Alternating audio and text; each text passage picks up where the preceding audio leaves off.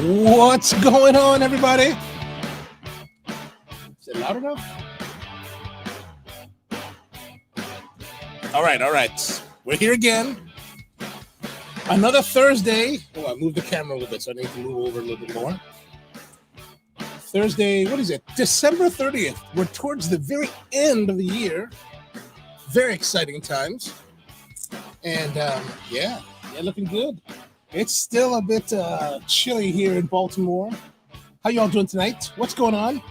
Where are you? What are you doing? We got another show coming up here for you tonight. The last of the year.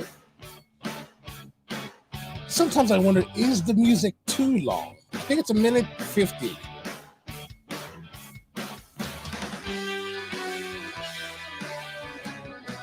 All right.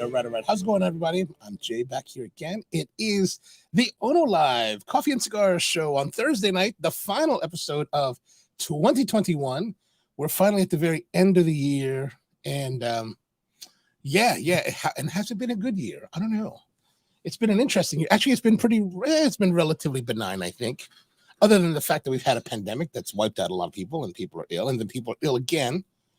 Well, whatever, what's going to happen.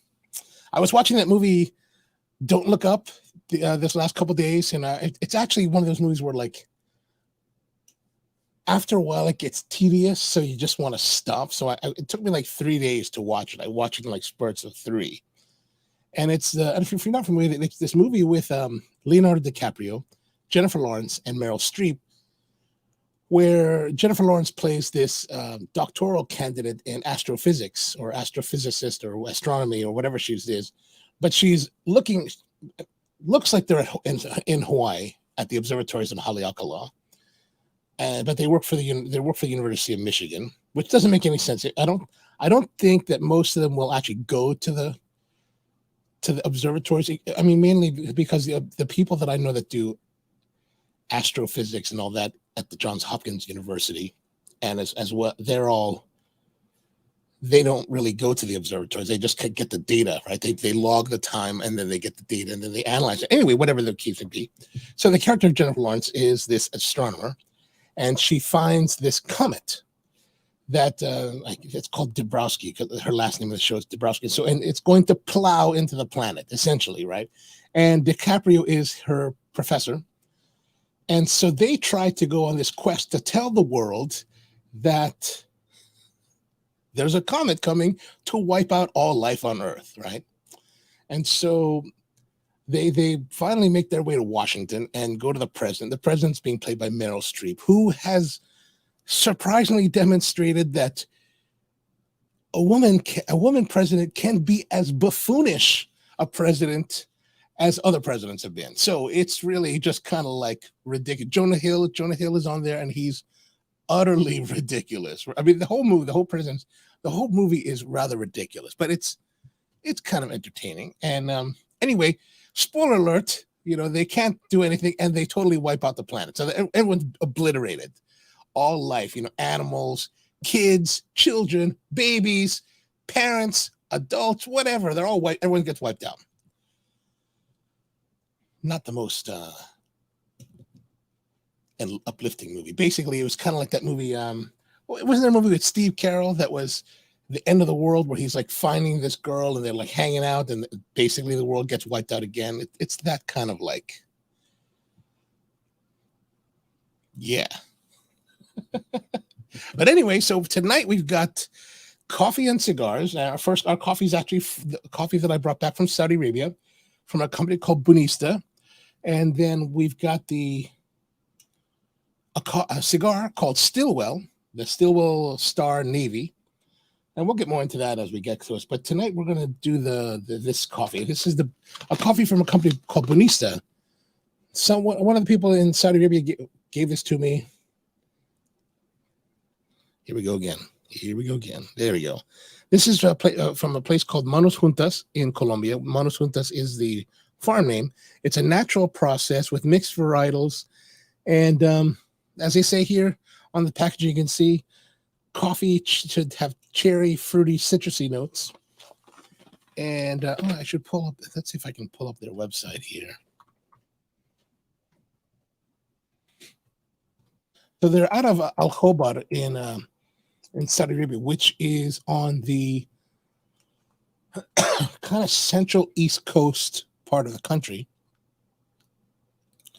So let's have a look here and see if we can find the coffee. I actually drank some of this coffee earlier this week. I happened to be invited to be on there's a YouTuber by the name of Hoon, and he has a channel called Hoon's Coffee, Hoons Coffee, and he does a lot of videos on YouTube about coffee. He's mainly a home roaster or home coffee enthusiast, and he's got a nice following. And he does a couple Instagram lives. So he called me up when I was in Saudi Arabia, and he's like, "Hey man, would you be interested in coming on?" I was like, "Yeah, I'd love to come on."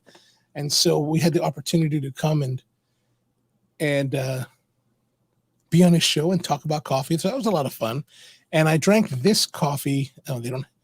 Okay, I'll show you the website. So what are you guys all doing tonight? Where are you guys drinking? What are you guys smoking? Where are you smoking? Here we are.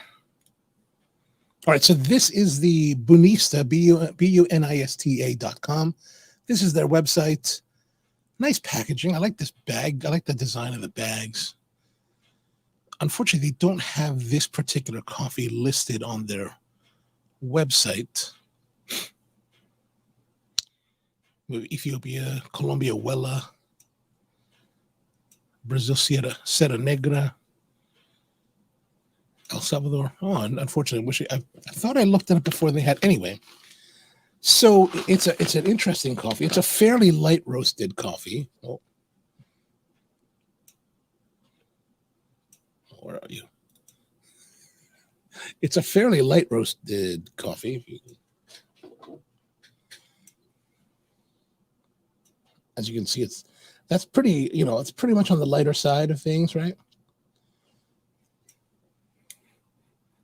But it's got a fresh kind of dried fruit, like prunes, dried cherries, kind of aroma on the nose. Oh, Rusty says he saw that as well. Oh, nice. Thanks, man. I'm glad you're watching. Yeah. I've heard of Hoon. People have told me a lot about, people have talked to me about him. They said, hey, there's a guy named Hoon. And then when I guess he saw one of the live streams that I was doing on Instagram from the show floor at the Coffee and Chocolate Expo. So he reached out to me and he was like, hey, would you be interested? I was like, yeah, I'd love that.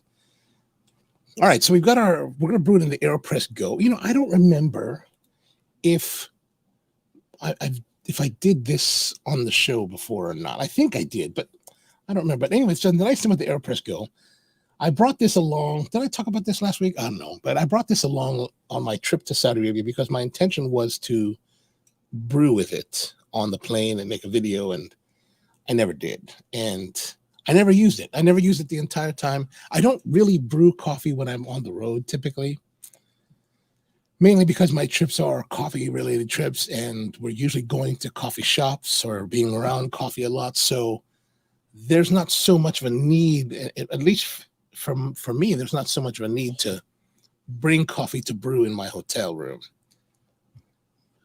Actually, I don't really find any of that very appealing. I like to go out and visit shops and hang out and meet people. So, all right, we're going to take this a little more. One day when I get to be a big YouTuber, we'll do something more interesting where this is all like, I don't have to put like little props to hold everything up. All right, so here is the AeroPress Go. As you can see, it's got this silicone cover. You pull that off and there's a little filter holder, holds 20 filters. Inside is the AeroPress itself. Did we do this last week? I don't remember. Rusty, did I do this one last week? And there's a cup for it. Has its own cup. Because I do remember talking to someone about, maybe we did use this last week. Well, if we did, we did. We're going to go do it again. Anyway, so, whoops. Oh, man. We've got our scoop. There's a scoop that comes with it. I think we did.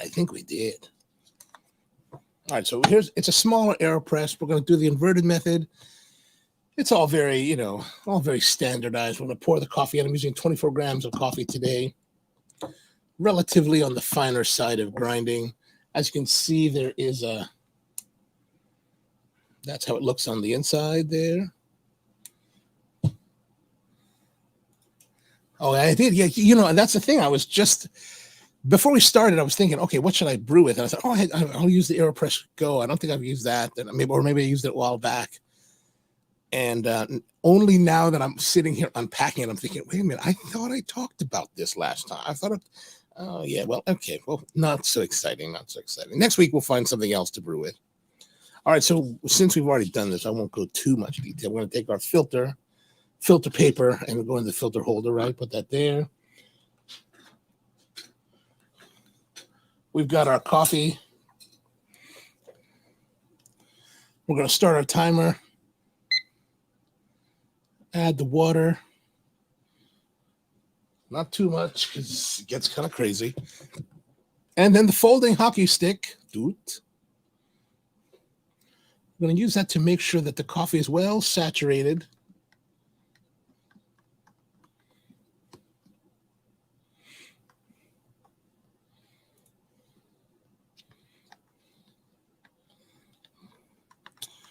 So we're 30 seconds. We're going to go to 90 seconds on the stirring here.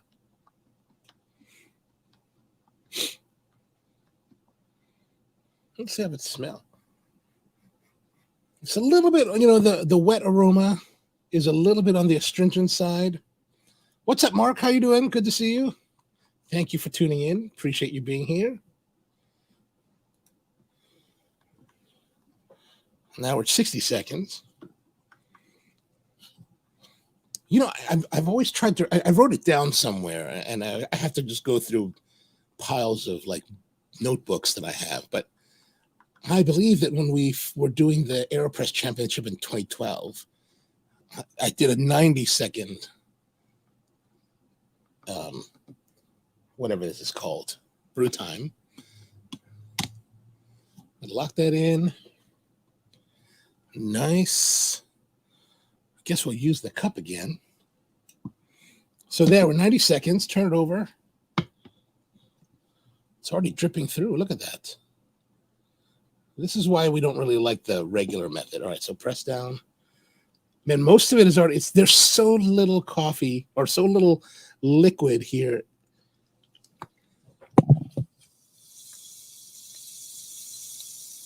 When you hear that hissing, that's pretty much when your brew is done. You don't really have to mash it down onto the ground, the wet coffee like I just did. No, this time, Mark, I'm using 24 grams.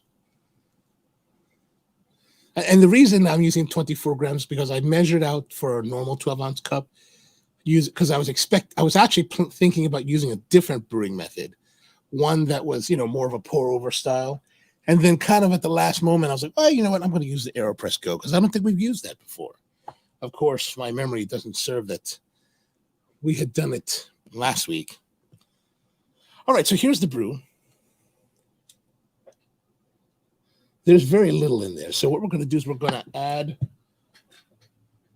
well, we should taste the concentrate, right?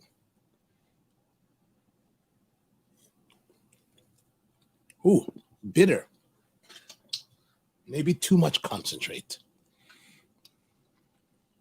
I was talking to a friend of mine today.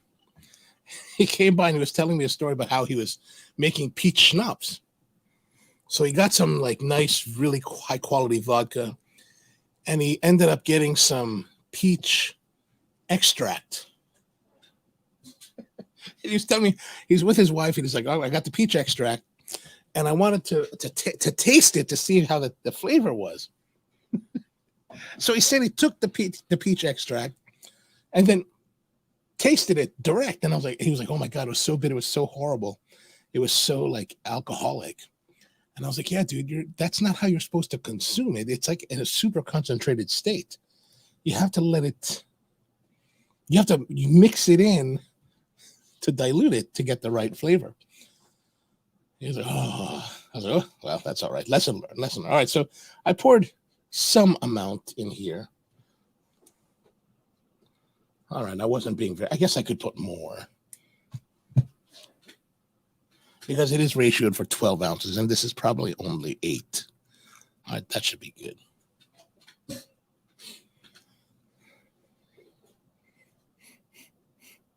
So it's got a, like I said, when we did the dry aroma, it had dry, like prunes, dried cherry aromas,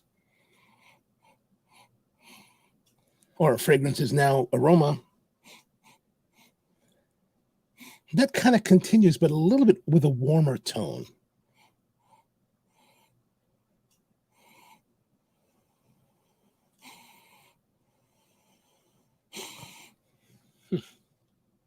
All right, let's taste. Oh, that's hot. Okay, we're not going to taste yet. We're going to wait. We're going to wait because that's too hot. So what are you guys doing tonight? Did you guys have any cigars yet? Or are you smoking some cigars now? If so, what are you smoking?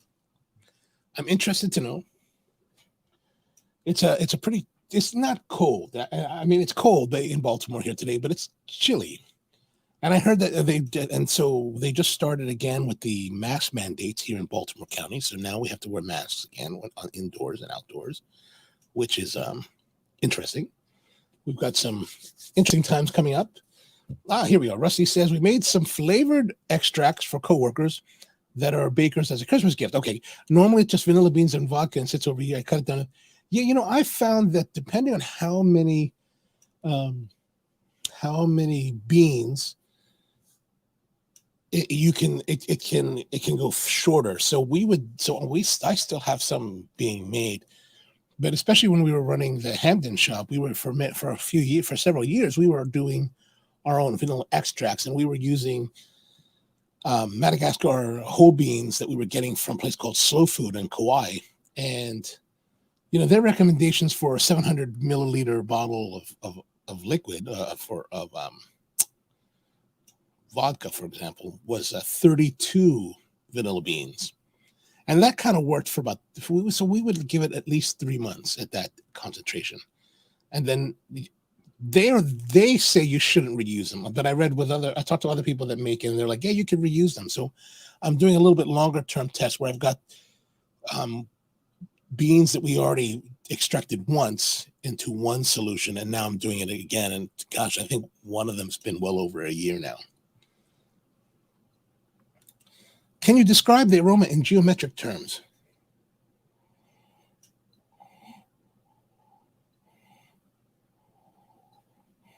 I was getting a polyhedron kind of shape, like is it octagon? I'm thinking the one with the 6 sides. Sextagon? I get that feeling from it.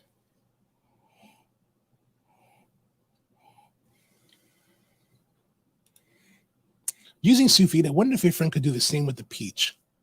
Like, you mean using real peach? Because that's what I was kind of thinking when he was telling me he was making the peach schnapps. I was a little bit surprised that when he said that I'm using it, I was testing on extracts, and I was like, really? I would just think you just put the peach in there, right? Just a whole peach. But maybe that's not enough. I don't know. Would one not use Everclear? I think you can use Everclear. I used we use vodka, and we use the Wheatley vodka. And then someone later was telling me, a couple years into it, someone else was like, you're using Wheatley vodka, but that's made from wheat. Maybe the people with wheat allergies will be affected by that. And I was a little bit concerned, but then I was thinking, what, if you're talking a distillate, I don't think those properties of the wheat in bread, the gluten, comes through in the distillate. I don't know. But I was thinking that to me didn't make. I understood the concern, but it didn't make sense to me on a thing. Oh, Art Portal, how are you doing, man? Welcome. Hexagon. Yes. Is it hexagon? That's 6 sides. Okay, I believe it. I'm not very good with. Actually, I did all right in geometry. It was calculus. It's calculus that I didn't do very well. Costa Ricans are very hexagonal. Yes. Evidently, these Colombians too. These Colombian naturals. So it doesn't have a very I'm thinking, but the aromatics didn't have a very typical berry forward character. It seems it's more reserved. It's more dry. It's a little bit more softer.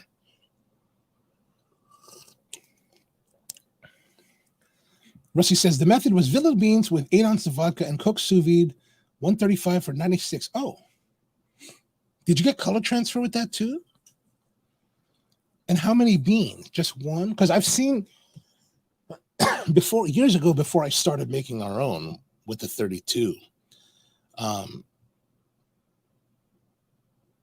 I saw this article that said take an 8-ounce jar, like a mason jar, fill it with vodka, put a single vanilla bean in, and wait. And the way that the article was written was really short. They kind of made it seem like it would happen really fast. So I did that, and I waited like a month. I was like, what's going on with this thing? I thought it was supposed to go fast. I thought it was supposed to be done by now. But in my testing, it would take like a lot more, and 3 months. And Rusty says, Mark, as long as the liquor is 89 proof or higher, I use vodka, bourbon, and rum. I didn't use any of the bourbons and rums for the vanilla, mainly because I wanted it to be neutral for our purposes of the vanilla, because we were using it really in the kitchens for the baking. I didn't really want to use the rum or bourbon because I didn't want to add additional flavor to it. I wanted it to be more of a pure. 80 proof, not 89. Okay.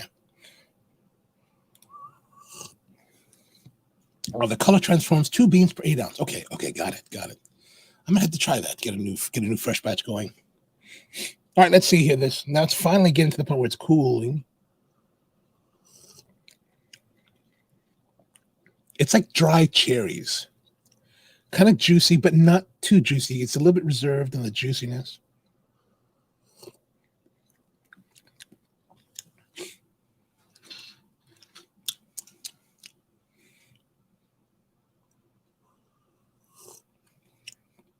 It's nice. It's kind of like a dry wine. It's dry. It's a dry kind of character.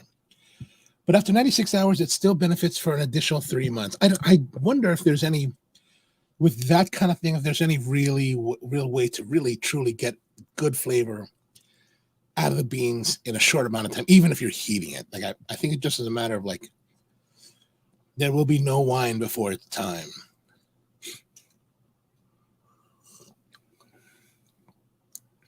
That's kind of refreshing. It's kind of light, kind of nice.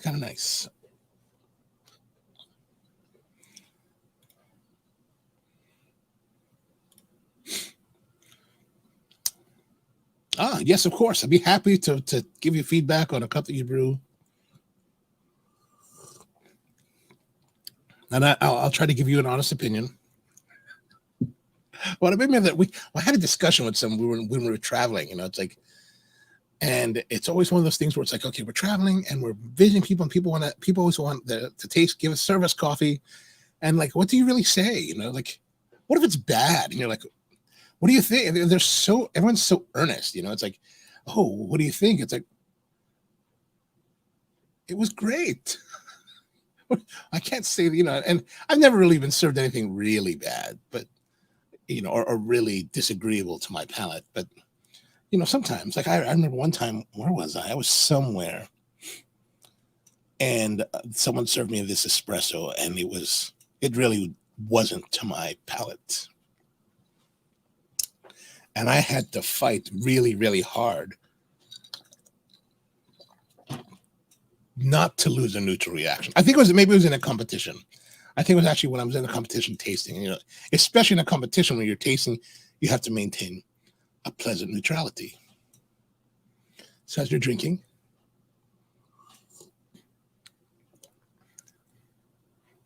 no matter what you're tasting, you really don't want to be tasting and be like,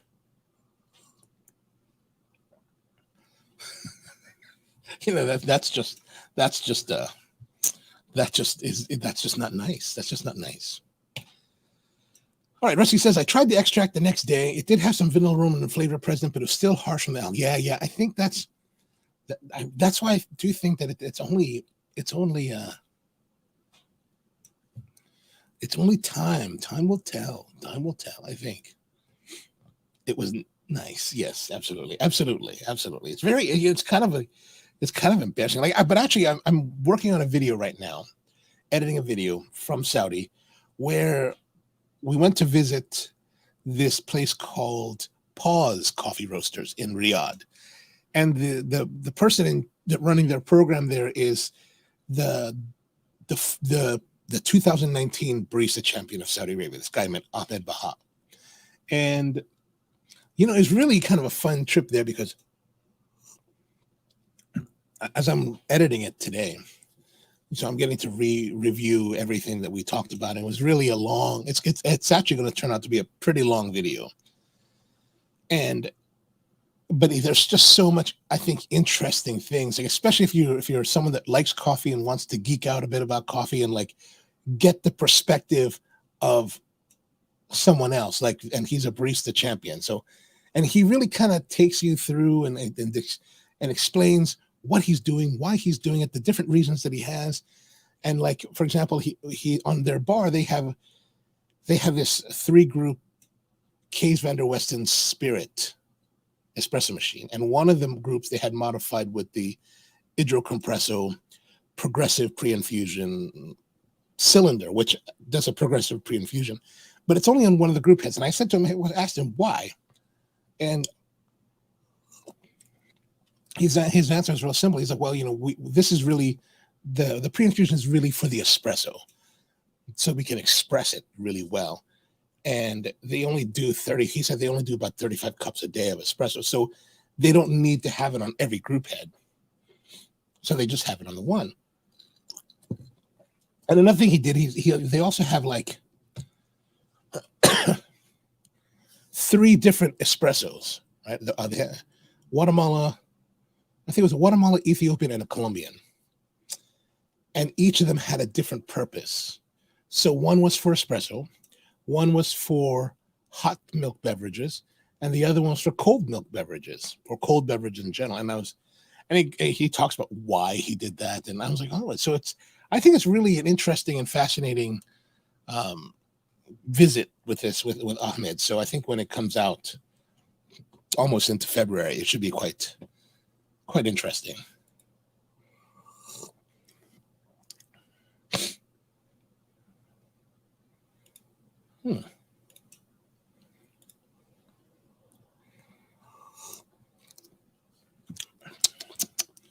All right, let's see here. Okay, so we're now into it, and since we're only halfway, we're only half a show with just the coffee. We have to have the cigar, and so our cigar tonight comes from our favorite cigar guy, Raul at Tobacco Leaf in Jessup, Maryland.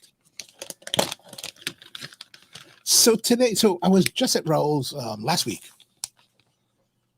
I think just before Christmas, and I'm walking around the humidor looking for the cigars for the next few weeks. And I'm looking at this one cigar and it looks interesting. It's like, oh, it's got this star on it, right? Come on. You could do it. There we go. And it looked kind of interesting. I was like, what's this star thing? It's Stillwell. Stillwell Star is the name of the cigar. And so I said to Raul, I said, hey, what is that? What are the Stillwells? He said, oh, that's the new one from Dumbarton. And I said to him, oh, I mean, it's going to be expensive.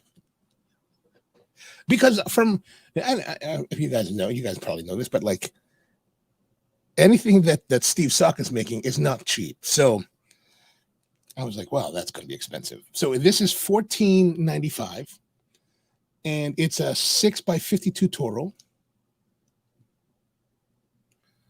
Now, the interesting thing, and I'll pull up their website because I think it's kind of an interesting.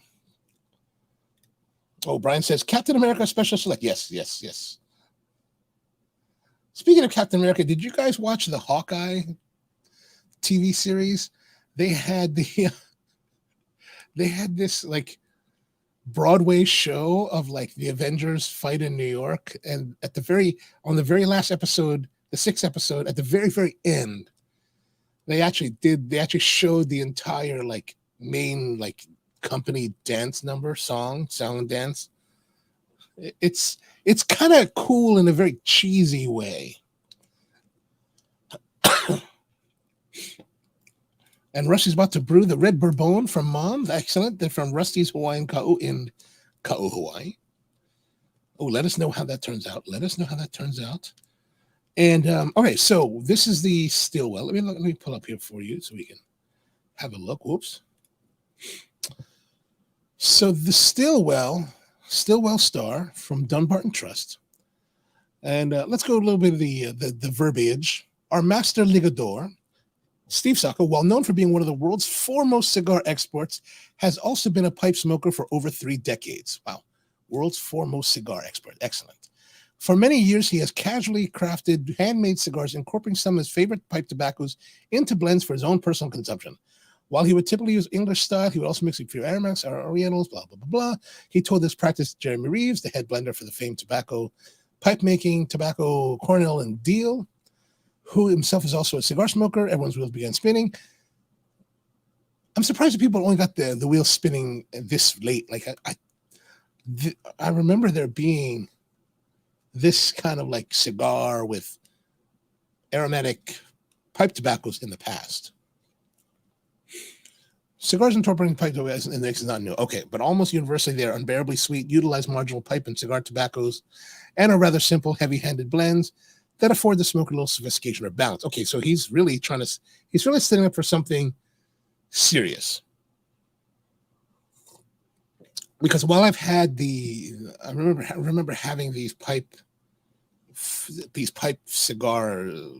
tobacco cigars in the past, none of them really stuck out. Like there was that one from Tabacalera, Philippines, that had the 1881, but they had whatever it was they had some of the Perique, and that was interesting. But the problem is that a lot of the Philippine tobaccos that Tabacalera is using is a rather they tend to go with very mellow type of cigars, not too much robustness. So it was a lot of Perique, but the Perique wasn't.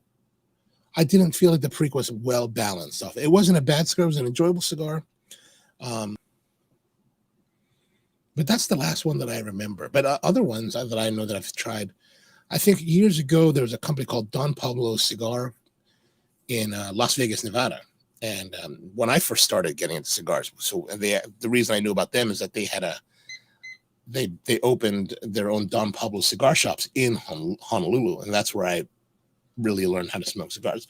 And I think they had some cigars that had pipe tobaccos, but I would say that they probably, like Dunbarton's website is saying, utilizing marginal pipe tobaccos. So Brian's saying, so a flavored cigar? Well, I mean, I guess essentially, yeah. Like there's 4 blends, right? Let's go here. Oh, but here, all the cigar pipe tobaccos are used among the finest available, no expenses spared. Well, each recipe is meticulously crafted in small batches by Reeves. So I'm just wondering, like, when you're talking about this kind of thing, right? How does that really happen? Like Reeves from Cornell and Deal, like I'm just curious. I'm really just curious now for myself. What's it called? Cornell and Deal. Whoops.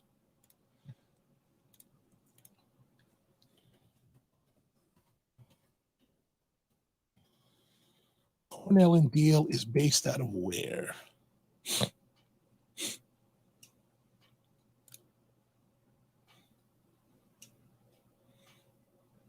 South Carolina. Okay, so they're based out of South Carolina. And it just makes I just wonder, like, how how do they actually facilitate this because typically I believe that Dunbarton cigars are still made at with the Cuenca family down in Esteli at their factory. And so are they just shipping down pipe tobacco and then no, I don't know. I just wonder. I'm just curious. All right, so let's see. Heavy-handed blends, blah, blah, blah, blah, blah, blah, blah, blah. Each of the cigar leaguers was carefully tailored by Saka to specifically showcase, blah, blah, blah, blah. Mesmerizing smoking experience. Okay. 4 unique cigars, each with their own. So we got the number 1 is aromatic. So that's kind of that flavored. Oh, here it says each cigar is delicately finished with a cabeza dulce, so a sweet mouth. So basically, finally they're admitting they're using sweet tipping on a cigar. And then this one, English number 27. This is one of the ones I was thinking I was actually leaning towards the English. I kind of, when it comes to pipe tobaccos, I tend to like Englishes, or yeah. But anyway, whatever. So Cypriot Latakia. There's the Bayou, which is a bright red vanilla Virginia leaf with Perique. The Perique to me was kind of like, the idea of a Perique was, I've had Perique like cigars, and it always, in cigars to me it comes across as kind of gimmicky. So then finally came across this navy, the number 1056. And here it is, crumble cake of stoved red and golden Virginia tobaccos with a touch of navel rations, combined with Oriental's Latakia, expertly blended with dark air-cured black cigar leaf. So this is something that uses like those Virginia tobaccos and then these aromatic tobaccos. So I thought it'd be kind of more interesting to try this one, because I'm interested to see what kind of result do they get by mixing the two. So it's supposed to be unique, medium-bodied aromatic indulgence with the Ecuador Habano wrapper, San Andres Negro Cultivo Tonto for the capote, for the binder, and then various. So, oh yeah, it has to be various because they've got all this stuff in it, right? All right, so 6x52. Brian says it's been done with less marketing verbiage. Don't suck on my. Yeah. So let's see. So let's get into it. Oh.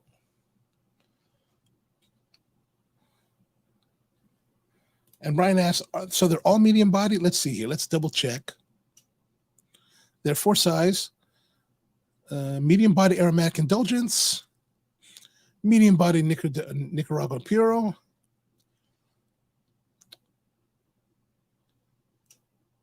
This one doesn't say mixed Fortaleza. Oh, yes. Yeah. So this here, this strength.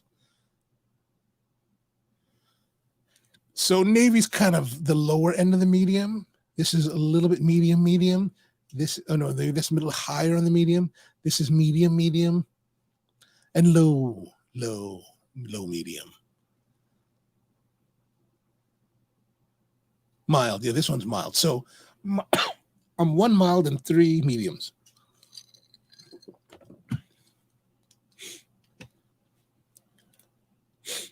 All right, let's go into it.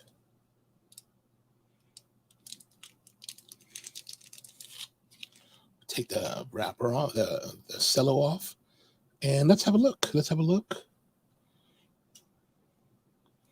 It's the wrapper on my fingers right now feels very silky, like really sensual, like really, really nice.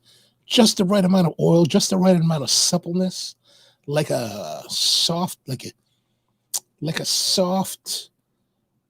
leather, like a soft and supple Italian leather.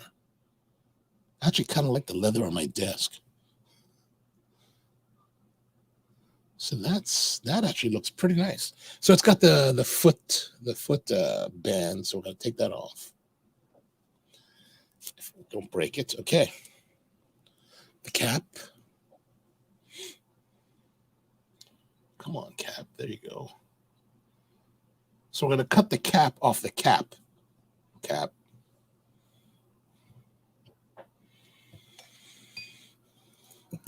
As they say in the one movie, cap up a cap.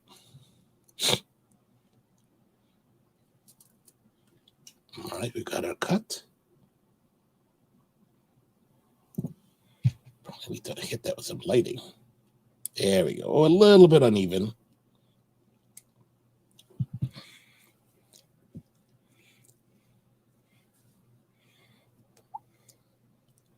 There's a definite sweetness to the cold draw. And a little bit of that bitiness that I'm not well versed in pipe tobaccos, but there's a little bit of that bitiness that you get when you have those spicy, like maybe Perique style or whatever. That spiciness from the pipe tobacco. There's a little bit of that. Let's have a look here also on the foot before we light. So right there in the center, you can see those two dots, right? Look at that, like a kind of a smiley face, right? So you can see there's definite darker tobaccos in this cigar, in the roll. What does that mean? We're going to find out. All right, let's light it up.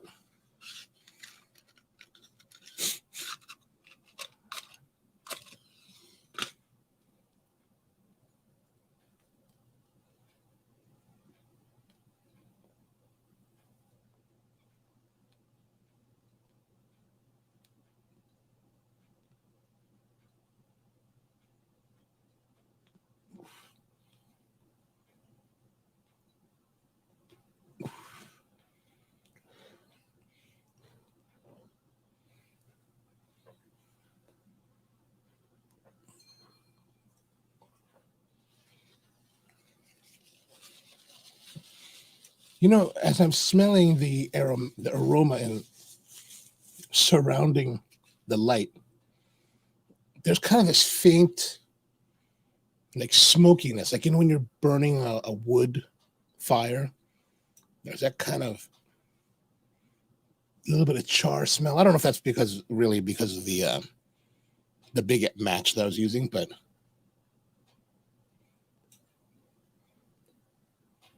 there's definitely some spiciness on the tongue from whatever the tobaccos they're using. Let's have a look at these notes again and see what they say.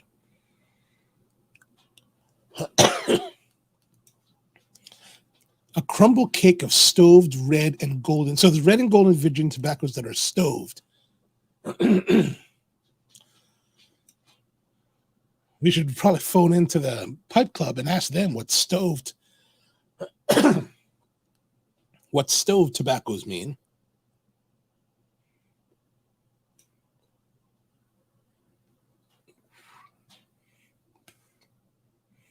All right, so draw and construction feels very good.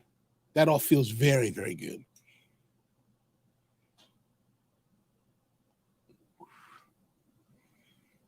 The spiciness, the spiciness and the light sweetness to it is nicely done, actually. Initially, right now, very nice. Very pleasant, very, very positive. It's a different flavor experience than your typical cigar.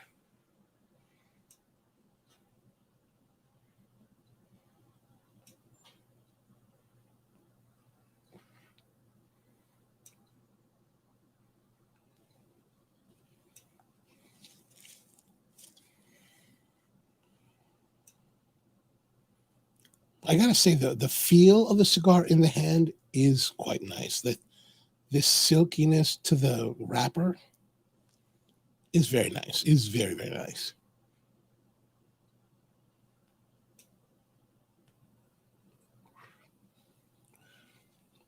So if you're just tuning in, what do you guys watch? Just want to know what you guys are watching. What are you guys smoking? What are you drinking? Let me know. Are you doing outside or in? I'm interested to know. We're smoking the Stillwell Star Navy number 1056 from Dunbarton Trust. And it's pretty good. And we're also drinking the Colombia Manos Juntos. No. Oh, yeah, Manos Juntas. The hands together from Colombia, from the Bunista roasters in Al Khobar in Saudi Arabia. They were kind enough to give me some before I left the country.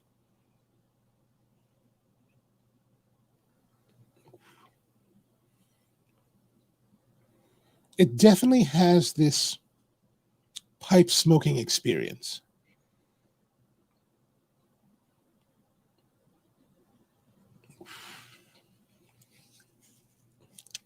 Which initially, I don't know if I like. Like, I mean, what I mean by that is not that I don't think it's pleasant. It's just that smoking a pipe and smoking a cigar is a very different experience to me. that, kind of when I think when you smoke, when you decide to smoke a pipe, you have a very particular idea in mind of what that smoke experience will be like, the quality of the smoke, the flavor of the smoke, which is always very, very different than cigars. And I don't know if this is really,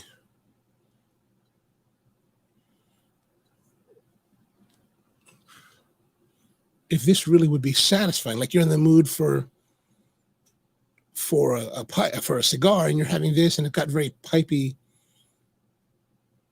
tobacco character to it. Does that really satiate your desire?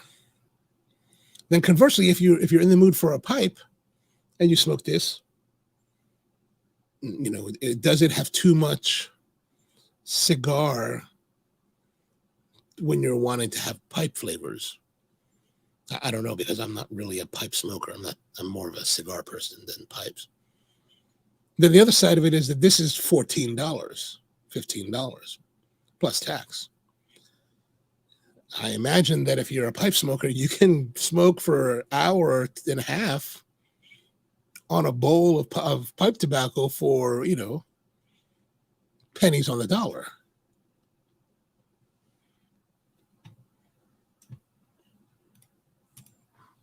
Brian says, thanks, Al, for my pipe terminology lesson. Yeah, Al knows a lot. Actually, I just had a cigar with Al a little while ago. He called me up this afternoon. He's like, hey, man, what are you doing? I was like, I'm just kind of hanging. I don't know. Actually, I was hanging. Yeah. Really, I was working. But he was like, I got some time. Do you mind if I come by? Yeah, come on by. So he brought the new, what was it called? He brought the new cigar from Warped with him. What is the name of it?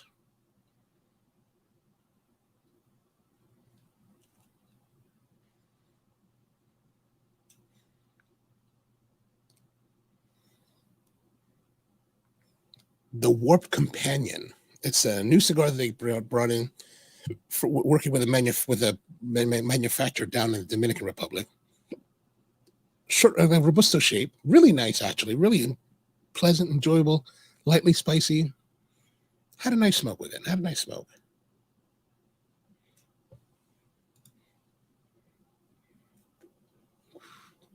So the smoke production is nice. I mean, overall, the construction so far, the construction is very good.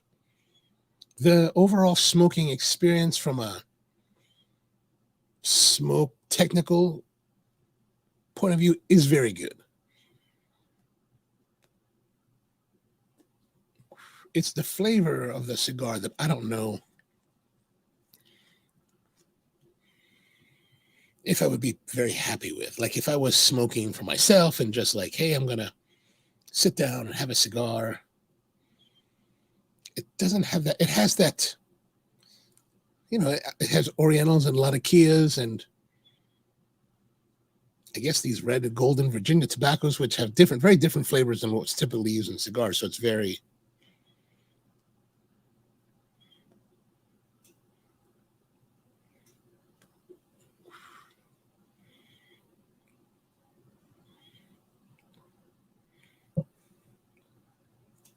and even as yet,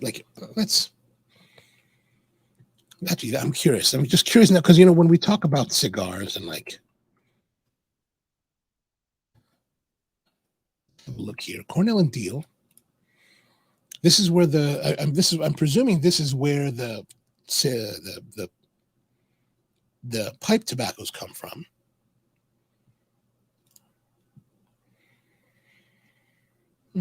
Let's see here.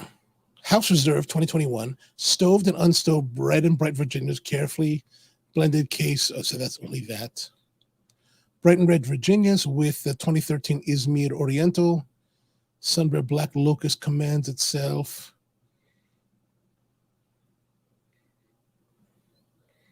I'm looking here for maybe one of their blends that has similar ingredients. So the stoved red and golden Virginias, what else do they have in that? the Orientals and Latakias.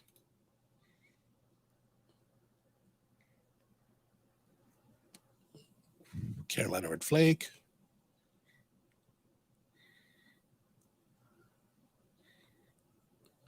Hints of Dark Fire Leaf. Red and Bright Virginias. Bosma Leaf from 2014. Izmir Orientals.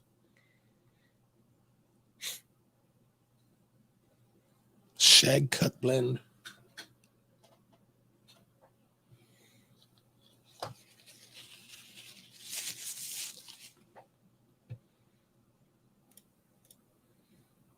Did you see that? No, I did not. Was there stoving content?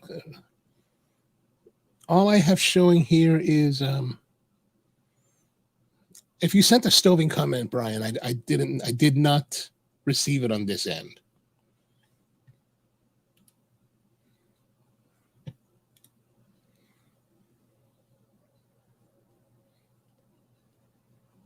Oh, I see. Hold on a second. It's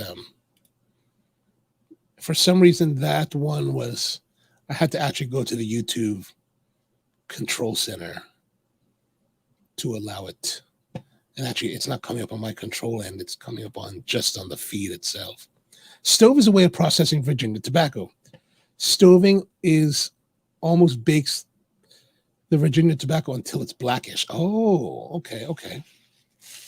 So that's where we're getting that like really dark character. I see. For some reason, your comment here was flagged by YouTube to because like here, I'll show you this as well.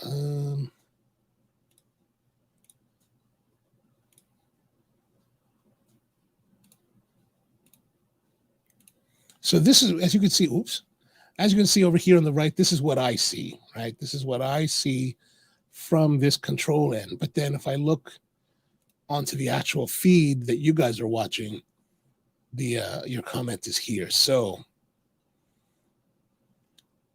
yeah, I'm gonna get out of that because that's going crazy.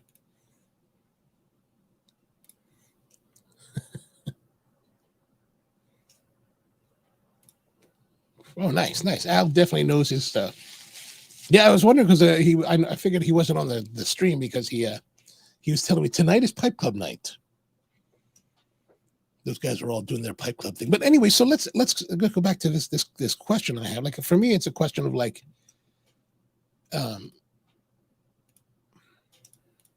so here's I mean, I'm not going to go too deep into it. Let's just take this penny far thing, right? Penny far thing.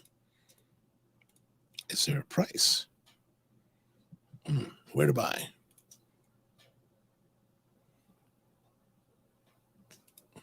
Okay, let's go to tobacco pipes. Tobacco. Brand. Cornell and Deal. All right, so let's say like, all right, that's just too much here. Let's go there. Small batch Carolina Red Flake Perique. No. Well, that's pretty pricey. $12, right? So $12. $12 for 2 ounces. Net weight 2 ounces, right? So 2 ounces of tobacco for $12.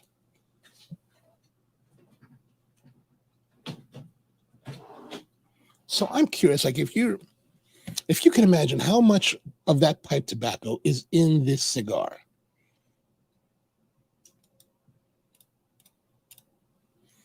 Right? Obviously, it's not 2 ounces. But let's say it's so 11, so it's like $6 an ounce.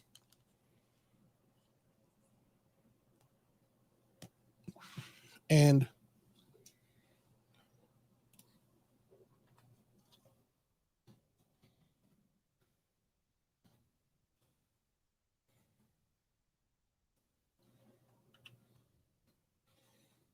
so that's about 28 grams. Well, it's really the tin is the 1 ounce is 28 grams. So let's say there's 5 grams. So 28 grams, 28 times 2, 50, 56. So 57 grams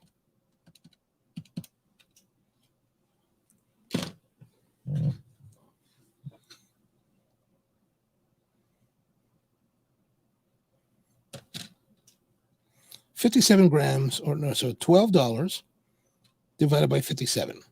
So that's 21 cents a gram.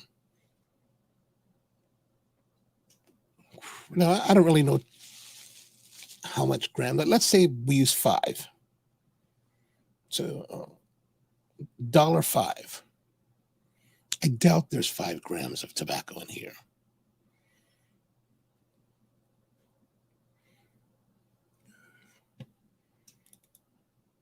For $12, you can fill your pipe multiple times versus a 148, and that's, I guess that's the easy way to say it. Like, how much tobacco are you really going to use in a bowl? And it's in a typical average size bowl, maybe 2 grams. And so $14 versus that, if you're a pipe guy, is this really what you're going to pick up? I'm just wondering what's the argument for this? I mean, don't get me wrong, it's smoking very well. The technical construction is excellent.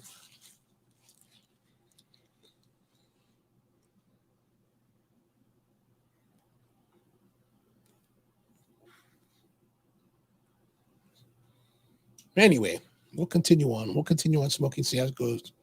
It still has a very pronounced pipe smoking experience, the flavor-wise, right? It's very pipey.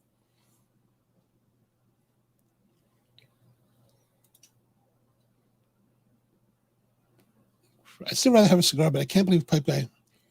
Yeah, I don't think Pipe Guy is going to be into it. I mean, I think this is probably for the cigar smoker that wants to try something different.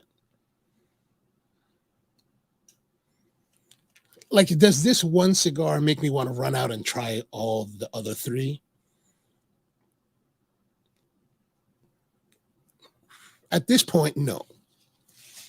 Maybe by the end of the cigar, that'll change. But so we're going to find out. But yeah, Pipe Guys are a little bit cheap in that respect, I think. Like, they buy the 12-ounce tin and the 2-ounce tin for $12, and then they can make that last for, I don't know, 20, 30 bowls.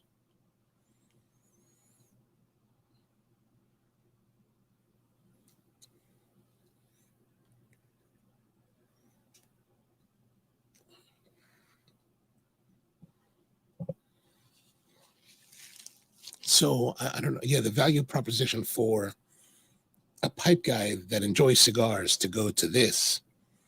Yeah, I don't know. But let's see how it goes with the coffee. So I think the dry fruit, cherry, plum, prune aspects of the coffee goes actually very nicely with the flavors in this cigar. I think that's the highlight of it.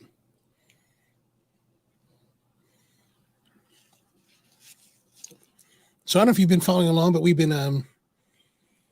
now that we're in the Christmas, New Year's holidays, we are in, as far as television goes, it's been a little bit slow. But I did catch up on of course, the new show came out, the Boba Fett book, the Book of Boba Fett. Is that right? So I saw the first episode, and yeah, pretty good. Although, I don't really understand. Like, I have to watch last season's Mandalorian 2 because I remember that the Mandalorian was sitting on the throne with Ming-Na Wen. Now, maybe I totally messed that up and I don't remember, but I have to go back and look. Rusty says pipes. That's the one genre I haven't explored yet. I don't know if I would, because if I did go in, I'd want to go all. Well, here's the interesting thing. Like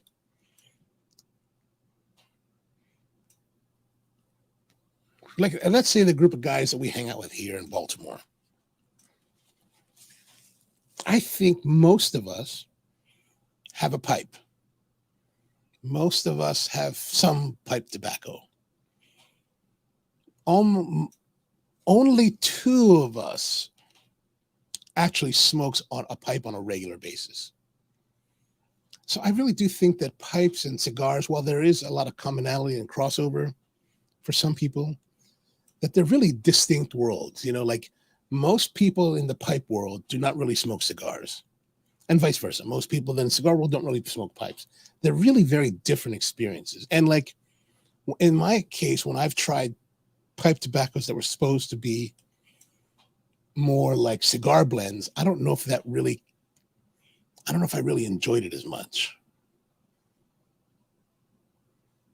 Now, the one advantage of, pipes is that you can have multiple flavor experiences that are very, very drastically different in a one session. So like you can smoke multiple bowls of all these weird different pipe blends that are vastly, vastly different than what you experience in cigars.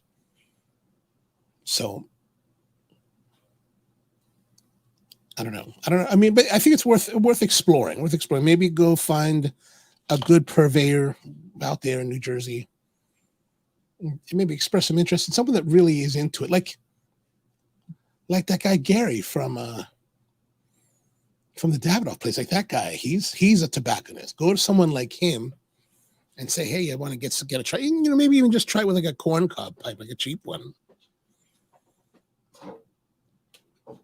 But it's very different. I think it's very different. And yeah, I tend to only do it every blue moon. I do have a pipe here.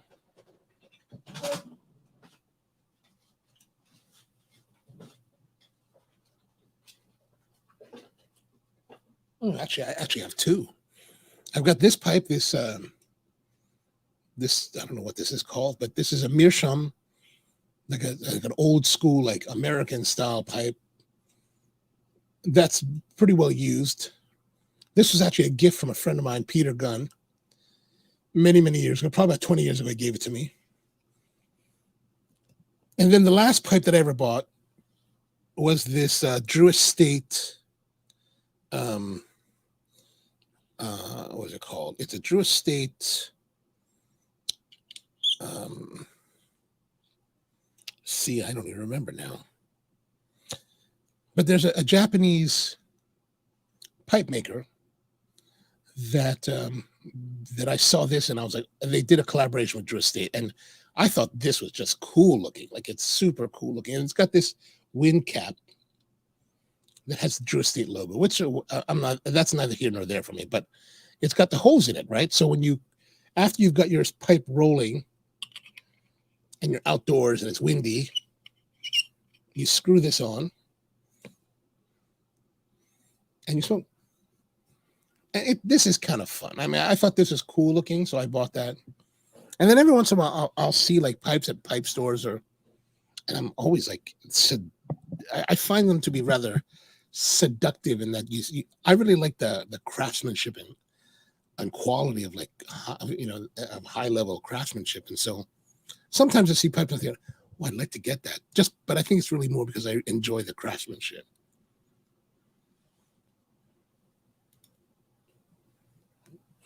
Yeah, definitely Gary will be the right guy.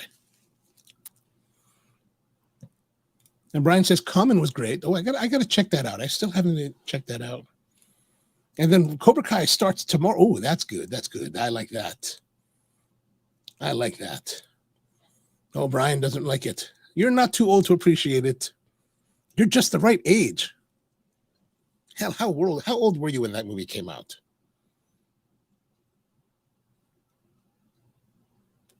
You're not that old. He's too old for Cobra Kai. I think Brian already has a pipe. Yep.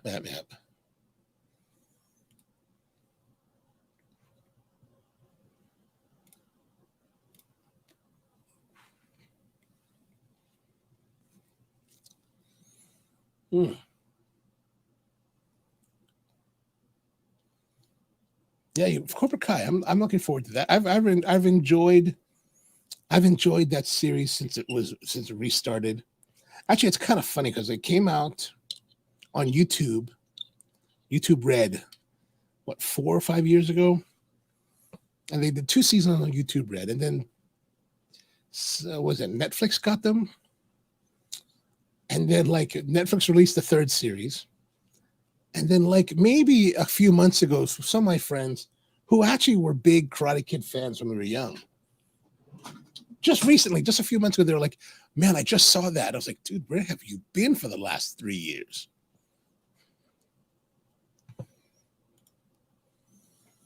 That's cool. It is a cool pipe. Child of the 70s. I saw the original, thought someone, that's, you know, and here's the thing. This is why you should see it, right? Okay. So you see Karate Kid and you're like, somebody needs to kick Daniel LaRusso's ass, right? You're like, oh man, that guy, he's a jerk off. He stole that guy's girlfriend. He should get beat down, right? Getting him beat down is just. This is why you should see Cobra Kai. Absolutely. Because you know what? In some ways, the roles have been reversed. Daniel LaRusso is not necessarily the hero. He's more like the anti-hero now. I think it's a good twist on that old story. And I'm personally hoping that Elizabeth Shue makes a return. Well, comes to the show. I would like that very much.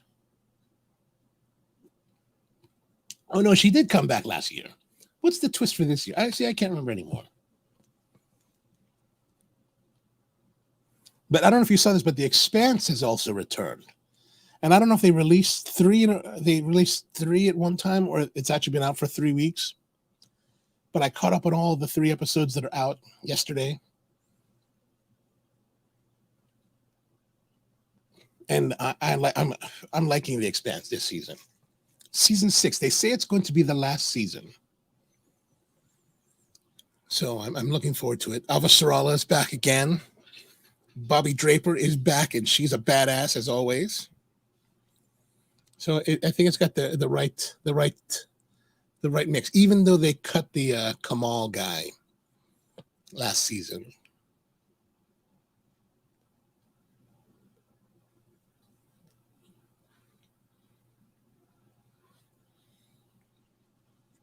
So as you can see, there's a lot of good smoke production from the cigar. Like, that's a very satisfying thing.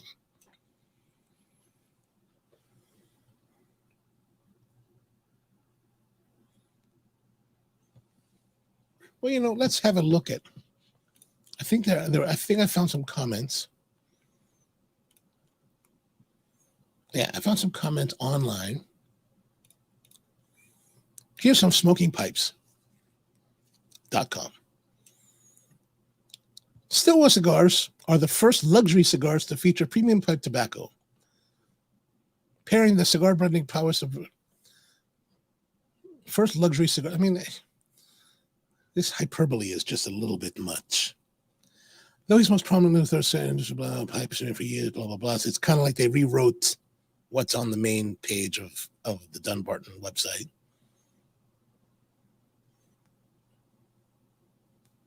So all 4 have Ecuador and Havana wrappers, San Andreas binders, and then the fillers are different. Each hand blended by Cornell and Deal from recipes created by Jeremy Reeves.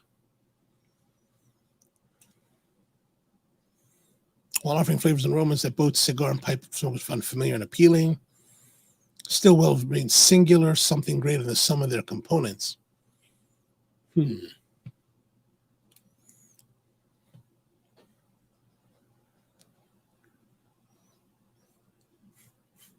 Pleasant. The aromatics are very pleasant, very much like you would find with a lot of like the pleasant cigar pipe tobaccos. Like, one thing about pipe tobacco smoking is that the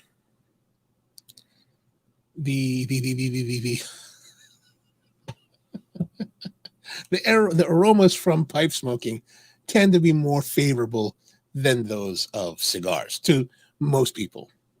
So that's a positive thing. Brian's asking, how many grams in a tin? I believe there's 57 grams in one 2-ounce tin.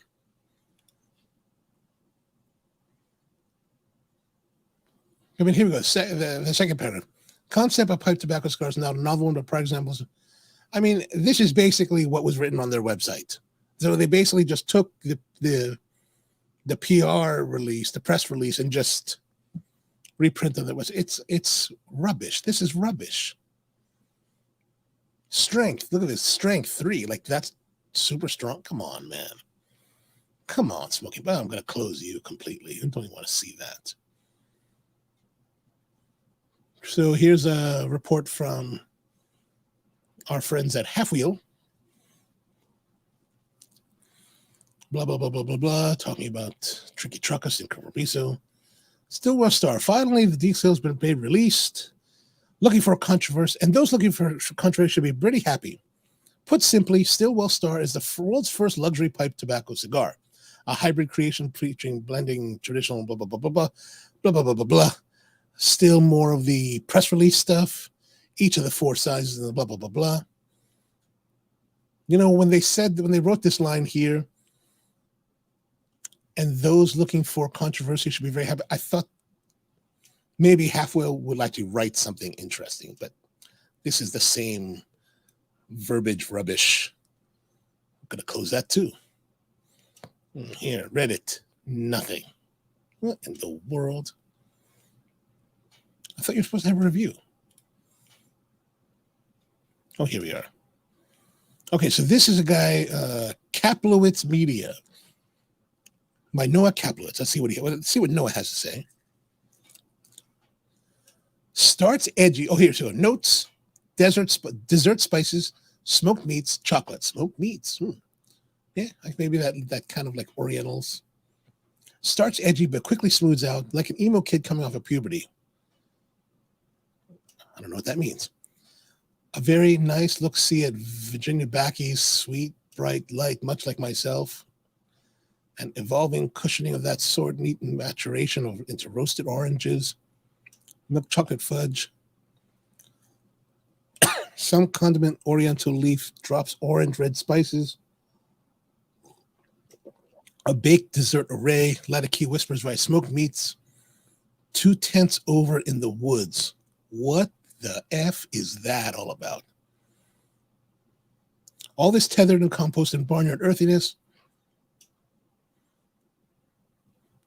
Portly profile, well balanced. Black pepper drops kindly the toasted grains in the second third. Nicely complex, neatly transitional. Buckwheat honey, blackstrap molasses. Dark sweets flesh out the middling grain. Boozy back end on account of the navel rations. What does that even mean? What does that even mean, navel rations? Boozy back end. Where they put rum in this? Left smacking finish of bittersweets. Ash does show some clumps in. Smoothest draw of all the Stillwell line, the least damp. The draw has been smooth. The draw has been very good. Construction-wise, been very good. Perhaps this was dry boxed the longest. These were not dry boxed.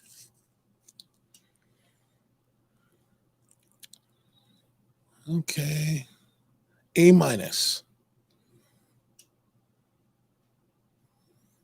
So A minus. So A is 90 to 100. B is 80 to 89. A minus is what? 89? Oh, God.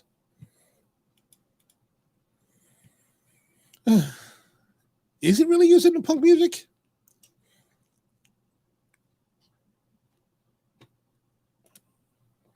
Okay, that was questionable.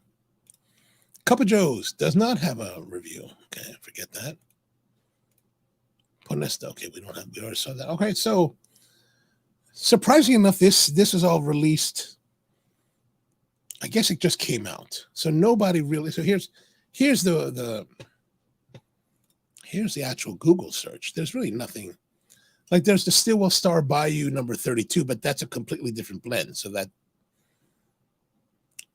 there's really not much of. Oh, here's Cigar Craig. Let's see, Cigar Craig. Maybe he's got something. This is from November 17th. This is my second and final installment in my series of posts recapping my experiences smoking the Stillwell. Purchased a launch event in South Carolina. One is exercise with open mind, but very little experience with tobacco, smoked the pipe in the past. Blah, blah, blah, blah, blah, blah, blah. I'm much happy to just like. Oh, here we are. So But I always find I'm much happier just let it go and put it down when I'm done. Finish with it, find it more relaxing.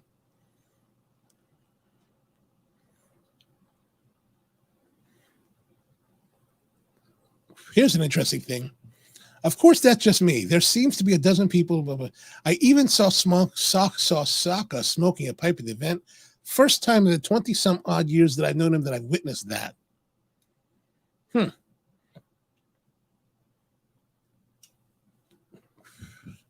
Anyway, Monday I smoked the Bayou 32. Forget that. Finally, there's the Navy 1056.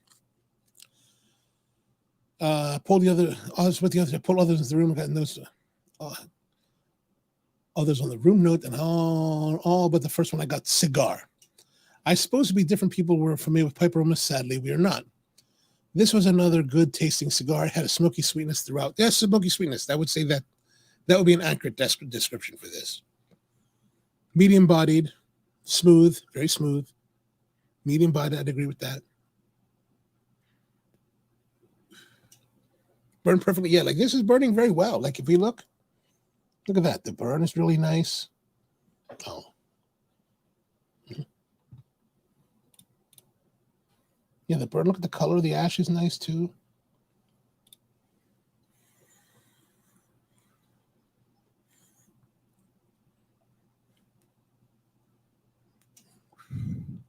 I found smoking these 4 cigars to be an interesting exercise. However, they are not going to be a regular rotation cigars for me. Not at $14. It's not. I doubt I'll even go back to them, to be honest. As good as they are, they didn't excite me as much as the other cigars in the Dunbarton portfolio. I'm glad I smoked them, but I'm happier with the Micaritas and blah, blah, blah, blah. Huh. All right, well, that's kind of honest. I like to say, oh, thank you, Cigar Craig. So there's a little bit of an honesty there.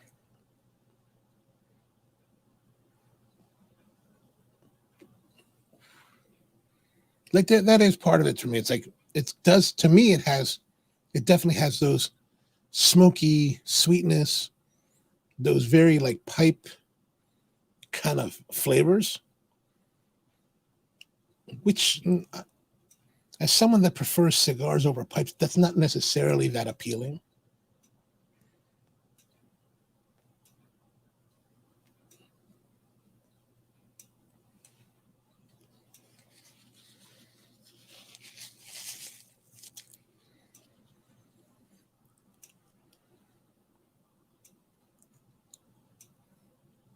I mean, again, back to the technical stuff, the construction, the draw, the smoke production, all very good. Like it's very nice to smoke, from a technical point.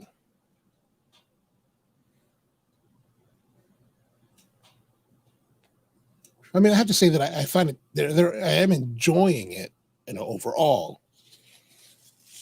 Like, some cigars that I've smoked on the show, after a while, especially like maybe up to this point, where I'm moving into the second, third, really, it becomes a chore. And you kind of like, there's been times I've been on here where I was thinking, I wish this would be over with.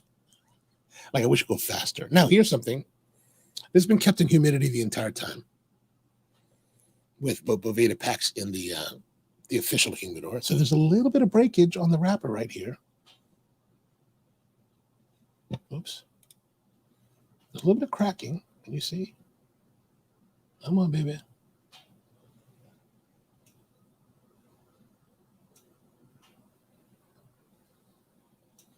Oh, good Lord. See, you can just see it right there. Even without it focusing, you can kind of see that little lifting. There we are. Starting to lift there.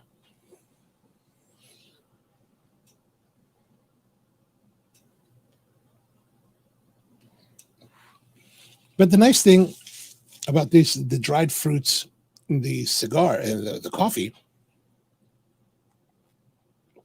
is that it is a nice complement to this particular blend. Like they're not competing; they're actually complementing the flavors. The dried like cherry notes and prunes and plums in here are complementary to the pipe blending tobaccos.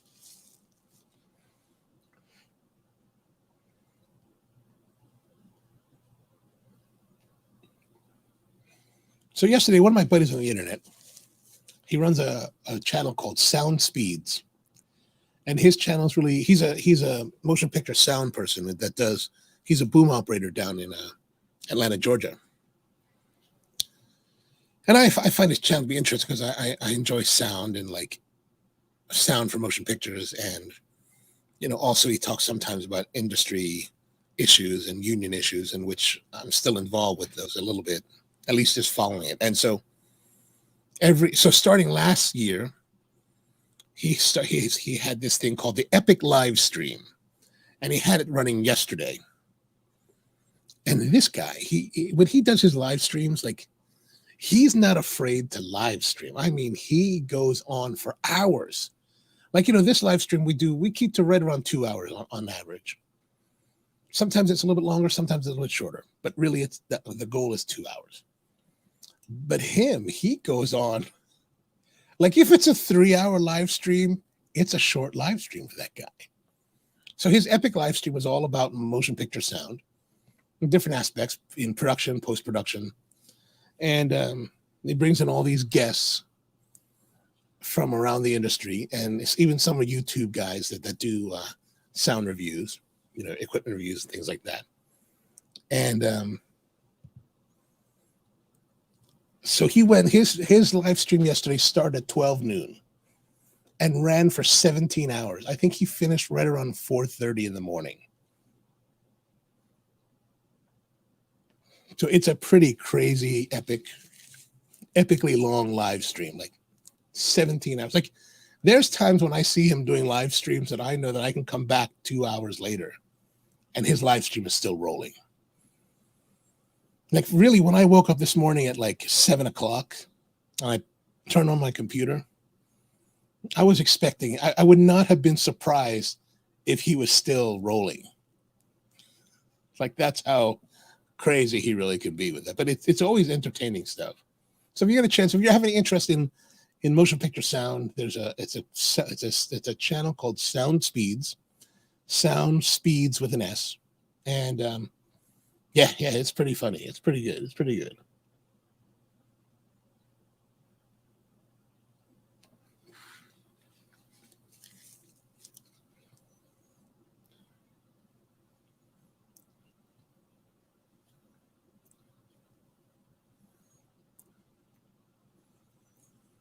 I don't know what's been going on. There's the COVID is getting worse again, evidently. So we have mask mandates again in Baltimore County. Baltimore City's had mask mandates for months now. And I don't know how it is for you, but like, for me, man, like, throughout the whole pandemic, I've known a lot of people that I've known have tested positive, have gotten ill. A few of them have died. And we've had, you always have brushes with it, but right now, this time, I've never had so many people that I know closely that are infected testing positive. Like a lot of, like, it's to the point where I'm like, whoa, I'm like, it's crazy.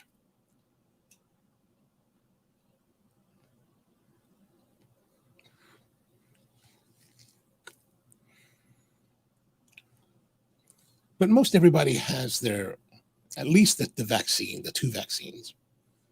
So a lot of them even have, 3, the booster. So I think that everyone that I know that has been infected recently seems to have it relatively easy. I think, from what I'm hearing, like, no one's getting violently ill yet. But I did run into a buddy of mine, this guy that I know, back in November, before I left on my trip, and he had gotten COVID in February, and he was one of the guys that was like, he's one of those guys. And man, he was deathly ill. Like, he was in the hospital for 30 days. He still has not returned to work, like, months later. Now, he still can't taste anything. Still hasn't been able to return to work. Was hospitalized for 30 days. He was actually on a ventilator. When they told me on a ventilator, he was on a ventilator, one of our other friends who's a doctor was like, if you're on the ventilator, you've got a 20% chance of making it. Like, you're 80% sure you're going to die now. he was lucky. He pulled through, and but I think that's really impacted the quality of life for him. Like lung problems, still can't taste. I mean, it's pretty crazy. Oh gosh, that's terrible. Is she all right? How's she doing? Well, I guess she's doing all right because I keep seeing her videos on TikTok.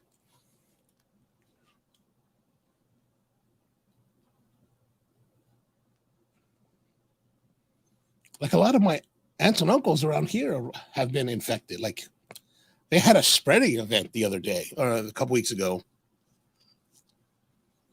I was like, good Lord, what the hell's going on here?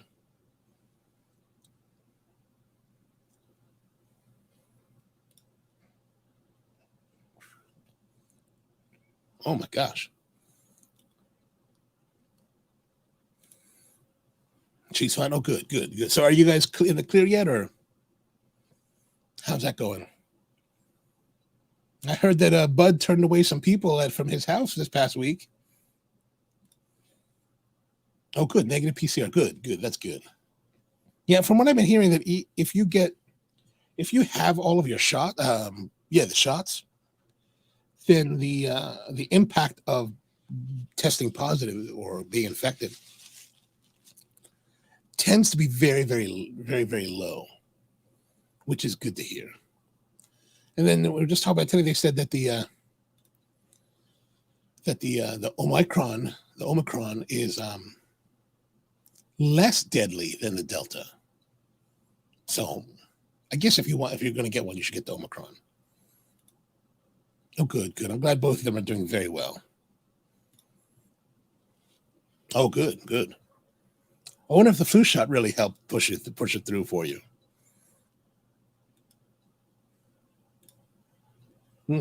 Good, good.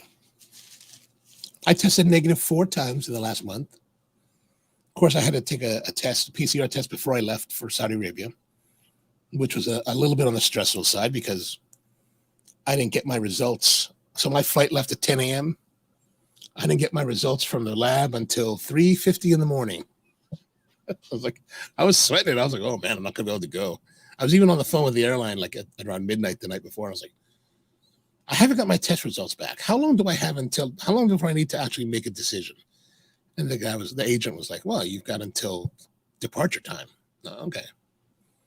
I guess they're very flexible if you don't have if you don't get your test results in time, they're very flexible with making arrangements for you. And so, of course, when I left Saudi Arabia, I needed to have a test. So I had a test then. And actually, that was interesting because they do the swab, but instead of like on the nostrils, they actually do it on the back of the throat, like a culture. And so they did that. And then when I was in Dubai, before flying back to the United States, I had to have one then. And then I had one after I returned back to the United States. I had to wait, incubation period. And then I waited a little bit longer because they wanted to make sure they were in the clear. And so I had the test the other day and all good, all good. I'm all good right now. I had the flu shot a month ago. Brian Hobbs had the flu. Oh, good. You see, I think that might be helpful.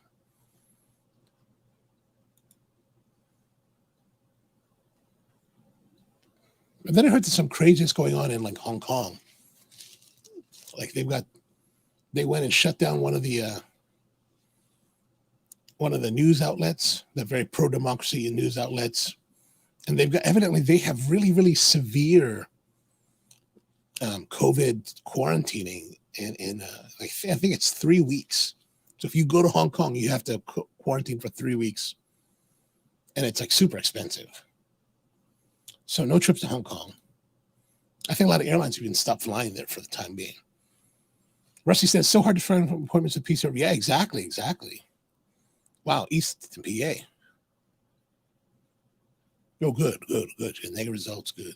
Yeah, but right before I left, for the PCR test that I took for my trip, there's a Walgreens right down the street. So I ended up getting there. And when I was looking for testing appointments, there was tons of them, like tons and tons and tons. And then when I came back and I was looking online for them again, man, they were all booked up for like 2 weeks straight. I was like, man, there's not even availability. I was like, wow, that's great. I didn't, when I'm away, I'm pretty much on a news blackout overall.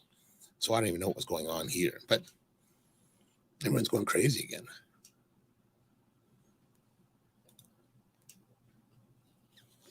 Oh, okay. PCP. I'll have to check. I haven't seen my PCP in a while. I need to call her. The last time I had my appointment, she canceled on me. I think she was doing something.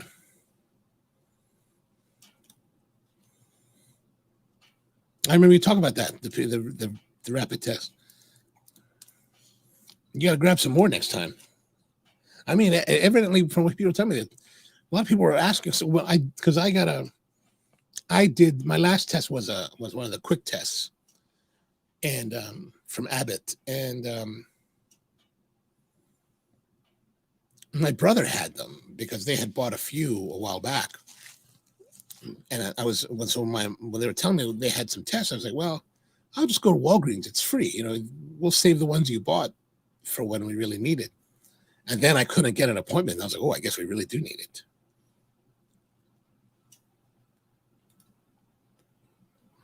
Yeah, the wait list is definitely long. Definitely very long.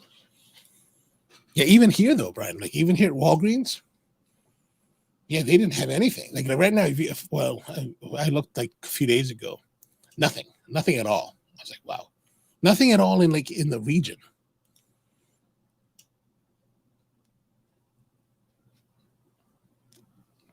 But it's good. I mean, I think it's good now.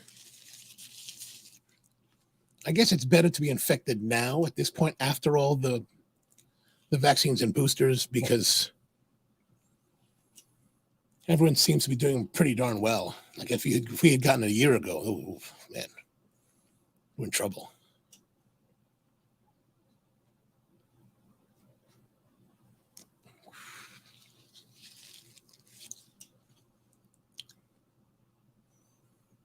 But it makes you wonder, when I was leaving, getting ready to leave for Saudi Arabia, my friends one of my friends in Austria, he was like, man, because we were asking him if he wanted to come out to Saudi and be one of my judges, and he was like, I can't leave. He's like, we're just getting shut down now. And since he's in Vienna, they had very severe lockdowns there in the middle of November, end of November.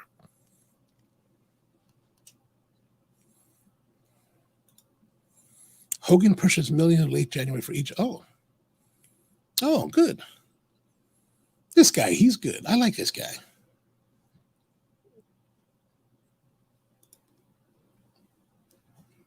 He's one of the more proactive governors we've seen in America this whole few years.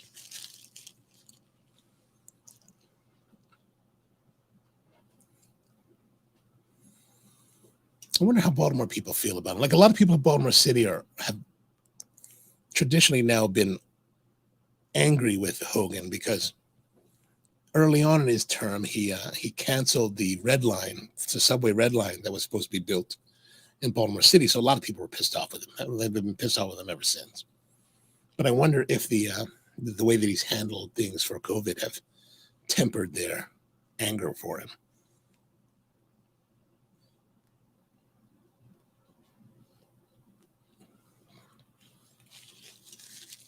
So we're still continuing on. The Stillwell Star Navy 1056. We're coming down to the end of the second third. And it's still looking good. I mean, the color of the wrapper is really pretty. It still feels, the feeling of the wrapper is a little bit drier now because, of course, it's been heated up a little bit. It doesn't have that super, super silky texture, but the texture is still really nice. The roll is good. The color looks nice. The burn is even. I mean, this is well made. Whoever made this cigar did a very good job.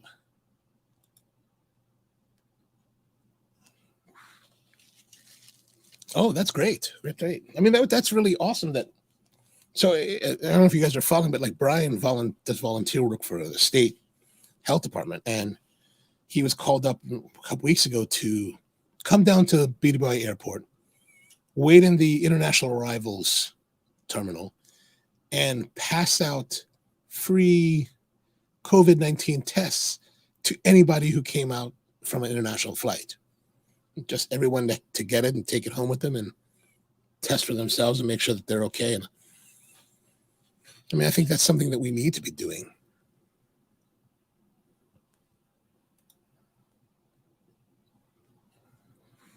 So kudos to you, Brian, and to Governor Hogan.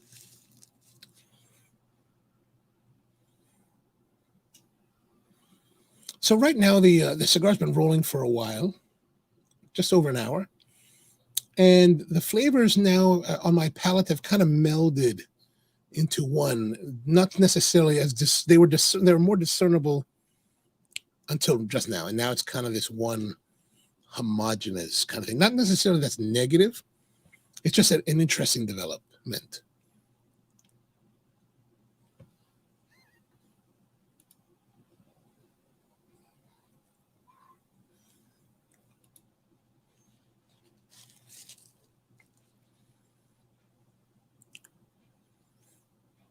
But I must say, I'm surprised with this cigar. Like, as I'm looking through, the normal people that we talk about, whose reviews we look at, Half Wheel, Cigar Coop, those kind of guys, none of them have reviews on this cigar yet. I'm really surprised that they haven't reviewed cigar, especially with how popular Steve Saka is.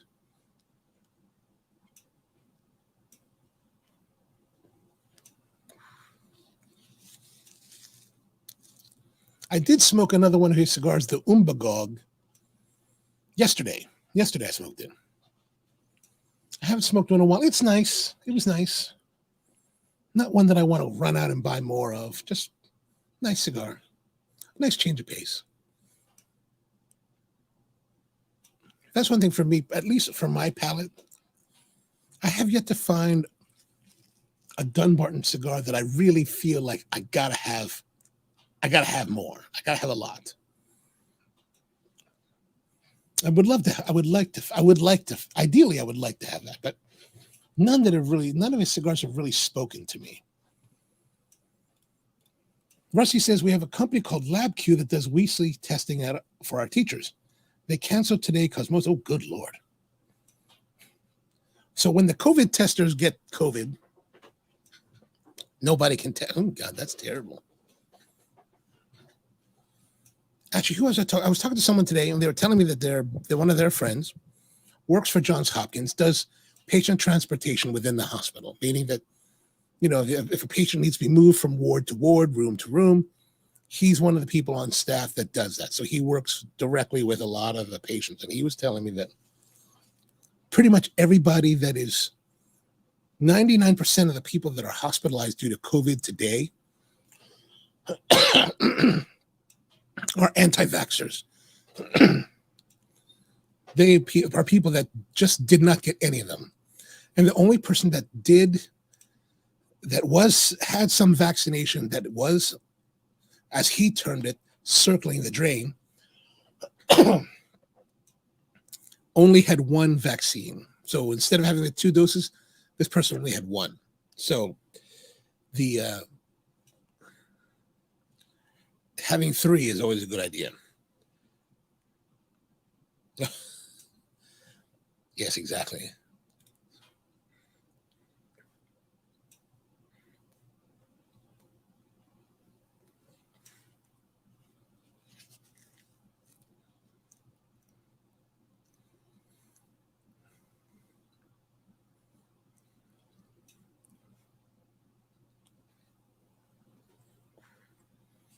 I was wondering the other day, what if we did a live stream that was silent, like we're just smoking cigar and we're not really talking, just, like if you ever watch a fish tank, the fish don't talk, they just swim. So what if we're just smoking? What if people would find that more interesting? I don't know. Just a thought.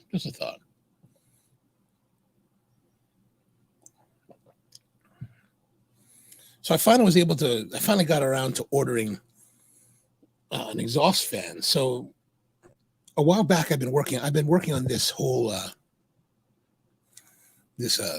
new studio space, right? And it's pretty much done. It's just that I don't use it. I have been using it for this stream mainly because there's a couple other technical issues, but one of the big technical issues is the exhaust. Like there's a big exhaust fan in the space. However, it's a big exhaust fan, meaning it's like 3 feet across. It's like a meter. The fan it's a meter sized fan in diameter. And so it extracts a lot of air. Like it'll extract a lot of smoke. The problem is it's just super loud. So I finally got a smaller fan that I'm fashioning. I'm going to fashion an exhaust system for it that'll have lower pressure, lower volume, but also quieter. And I think for 1 or 2 people, it should be very adequate, according to my very unprofessional calculations. Silent just about, yeah, just kind of like,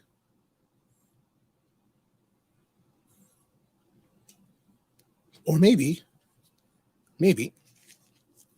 we can do like a ASMR kind of thing.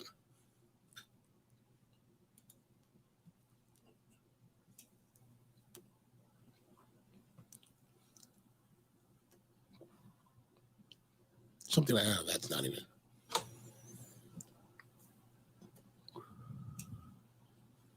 Oh, now I'm gonna start choking. I don't know. Maybe that won't work.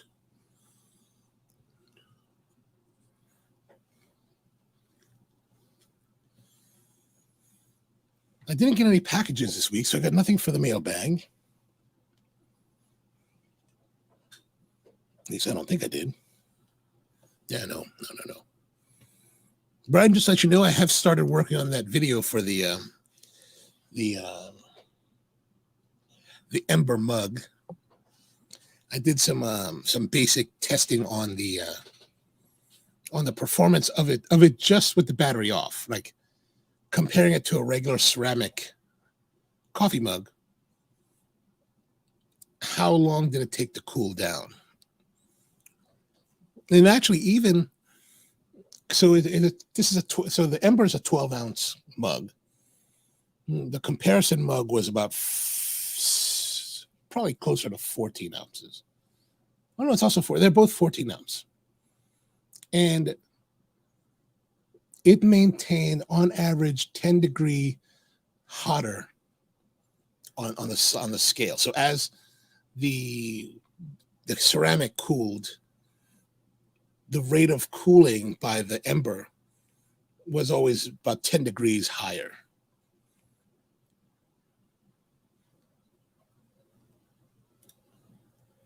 Now that we're in the last day of 2021, top 3 cigars from your OnoLive, bro. Ooh, top 3. Well, I was actually going to save that for next week. So I'm going to save that for next week. I've already figured out which one is the number 1, which you probably can guess. No, but the 2 and 3, that's a good. What I really have to do is sit down this week and recompile all the cigars we smoked over the last 52 weeks. And then I can finally say exactly what those in order would be. Oh, that reminds me. So speaking of which, when I was away, we did, of course, the live stream live from Riyadh. And then I did a pre-recorded video for from what is it called? From Dubai. And the reason that I thought I uploaded it and I set it for release, and then it never came out. And I was always kind of wondering. I mean, I know you guys are probably wondering. So here's actually the back end of my YouTube channel, and you can see here. This is the Dubai episode, and it's still processing. What? 2 weeks later? It's 2.5 weeks later. It's still processing the And then, so basically what happened is that I was on the deck of the pool deck at the hotel that I was staying in Dubai. And it's got this, you can kind of see it here. It's not so clear, but you can kind of see there's buildings right here. So it really had this kind of like epic background of like the skyline of Dubai, lit up at night, and now it's on the deck of this hotel, and the hotel it's called the Hotel Indigo in Business Bay, downtown Dubai, and it's really kind of a hip hotel. It's kind of new, and they have a DJ playing some pretty, solid music, and you can hear. So as you can see here, it says copyright claim, and that's because, I think that's because you can hear some of these tracks over the audio, and so you can't really, as a YouTube channel, you really can't use copyrighted music unless you have clearance for it. And while I do have clearance for all the music that we use in all the other videos, it doesn't include clearances for commercial music, the stuff that you hear on the radio. And so I think that the copyright claim is for that, but I never finished processing. And I actually tried to re-upload it again, and that actually canceled out. So I think what happened is that the problem was that I'm using my laptop to live. I was using so I use StreamYard to do these live streams, and I can record to StreamYard and then release it as a video later. But I'm also recording it on a separate recorder on the laptop. But the laptop's pretty old now. It's a 2013 model. So it's pretty heavily taxed. And also the internet connection wasn't super great at the location that I was sitting in and the deck. And so there was a lot of dropouts, and it had a hard time keeping up. And so I think the quality of the video is pretty weak to begin with. So I think YouTube has a lot of problems with trying to process the video itself. So if that's top of next, can you put a list of 2021? Yes, I will do that. Once I compile them, I will do that. And then Brian asked, does everyone know what the Ember Mug is? Well, I did talk about that in more detail last week when I did the unboxing.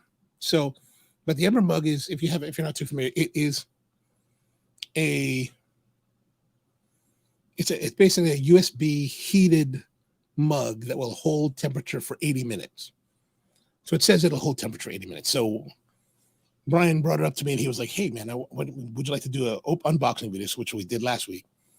And then I said, I thought we were talking about it. I was like, oh, we did some testing for an actual video for the channel, reviewing the specs on it. And so it has its own USB, it has its own iPhone app, so you can control it. So I'm going to be playing with it a lot more over the weekend, I think. And it's $100. Yeah. I figured some of you wanted to know what happened to the Dubai episode, and that's exactly what happened. Unfortunately, I don't really have a way to review. Oh, you know what? Let's see here. I think.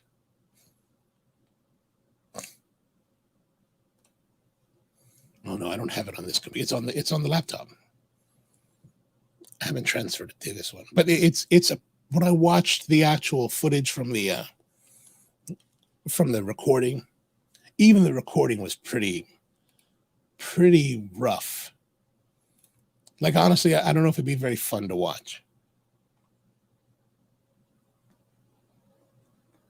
But I was smoking the Tatuaje MBS cigar from the SNS, the Saints and Sinners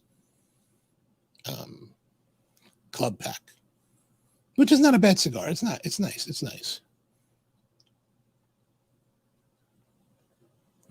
I was thinking about using that cigar for the Riyadh show instead of the Widmer, because Tatuaje MBS, and MBS is the initials of the Crown Prince of Saudi Arabia, Mohammed bin Sultan. But actually, I forgot the name of it when I was in Riyadh, so it didn't occur to me until I got to Dubai, and I was like, oh, I'll use the one for Dubai.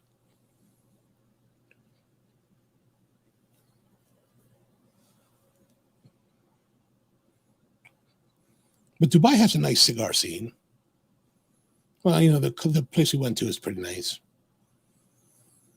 Actually, I went to 2 cigar clubs on my trip. I went to the one in Dubai at the Ritz-Carlton Hotel, and then I went to one in Riyadh, this private club called La Vida. I don't know if I talked about that before, but let's see here. There's some photos from.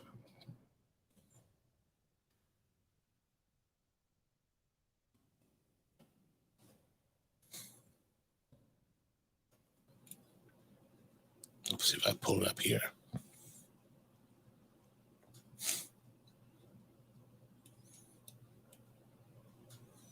Alcandil, what's over here? La Vida Havana Lounge is the place.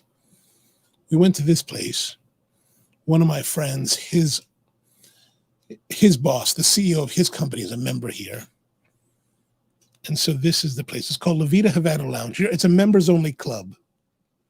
So you have to be a member, or you have to know a member. But it's kind of nice. Well, the coffee's not so nice. It's the front entrance.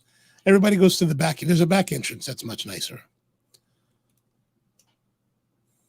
Trinidad, so you can see it's a little bit older in design, like probably designed in the early 2000s. No, I don't know what that is. Oh, this is in the retail part of the shop.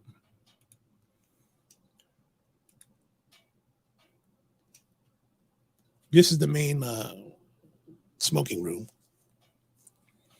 Some tea service here. Nice, leather couches, leather seats.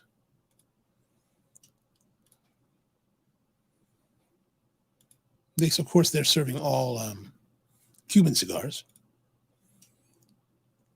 Oh, KSA specials. Huh.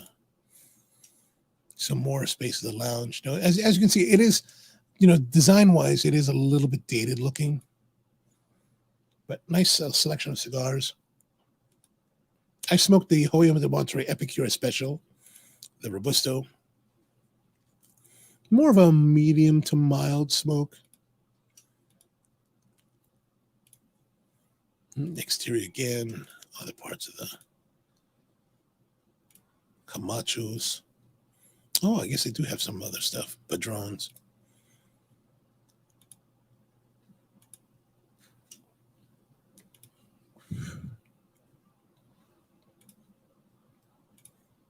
Oh, also, while I was in, that reminds me, I'll pull this other one for you guys to see as well. When I went to Dubai, I was flying. Oh, I don't have that. Oh, it's on the other drive. Otherwise, I'd show it to you. But anyway, I'll have to remember that for next time to get the files ready. But the Dubai duty free had a lot of interesting cigars. A lot of like exclusives for Dubai. A lot of those really fancy Arturo Fuente Dubai only cigars. They were like $800 a box. It's like, whoa, crazy.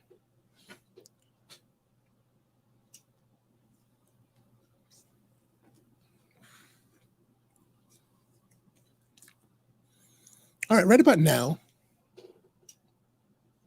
the cigars reach a point where, like, it's not really. Come on.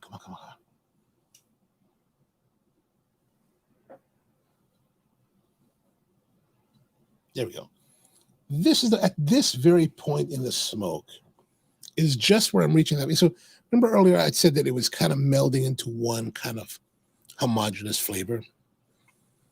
That's been the case since I said that. And now it's reached a point where it's kind of gotten boring. Like now I'm bored. Now it's like, okay, it's no longer positive. It's now kind of negative. And it's kind of like, now I've reached a point where it's like, okay, this is a point where I could put it down and be done with it. But at $14, there's an inch and a half left.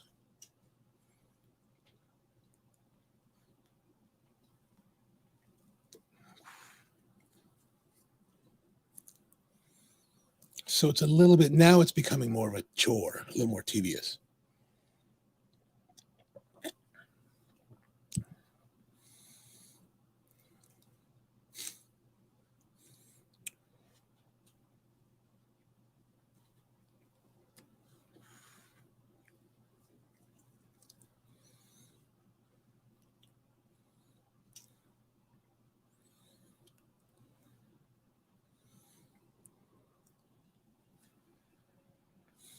Like if it had been like a short Robusto, or maybe a Robusto shape, this would have been just right.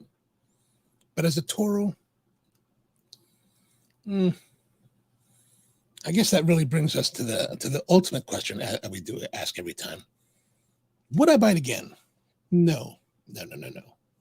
I mean, for the money, I don't think it delivers an experience that I want to spend another $15 on.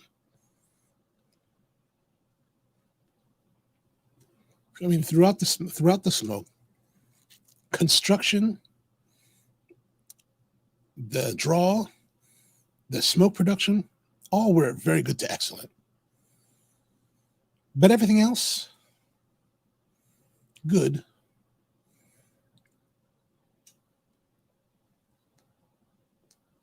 So does it really give you, or maybe does it really give me an experience that I want to spend $15 again for?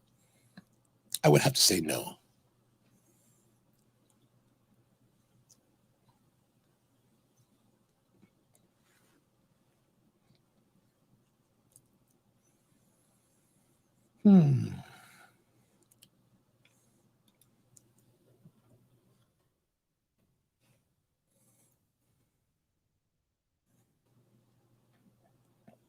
So evidently in California and the West Coast, the west side half of the country, they've been getting a lot of crazy weather, a lot of snow, a lot of heavy storms. I wonder if they say we might get some of that after the new year. And then evidently down in Atlanta, they were having some heavy duty like thunderstorms and tornadoes last night. Colorado has some crazy wildfires going on as well. Grass fires are happening, and evidently 2 of the smaller towns in Colorado were told to evacuate immediately.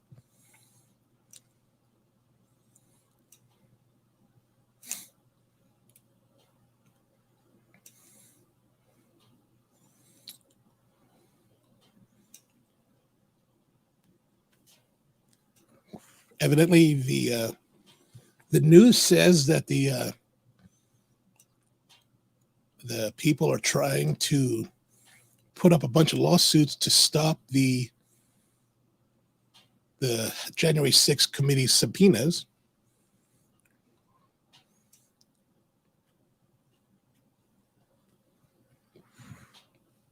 I don't know what that means.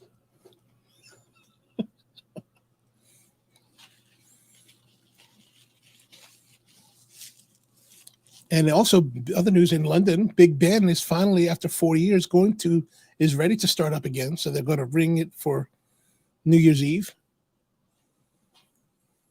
So that's good. They've done a whole like restoration on the whole like clock tower. So that should be kind of interesting to see it be finally finished.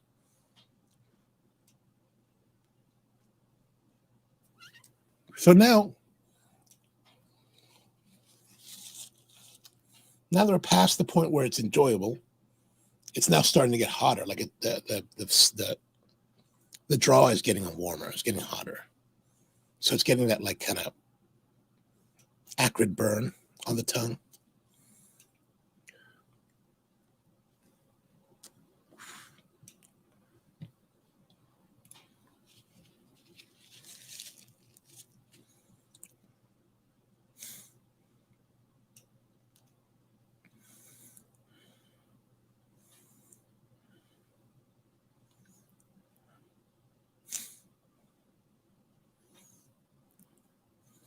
Oh, the business manager to the Kardashians was found dead inside her car.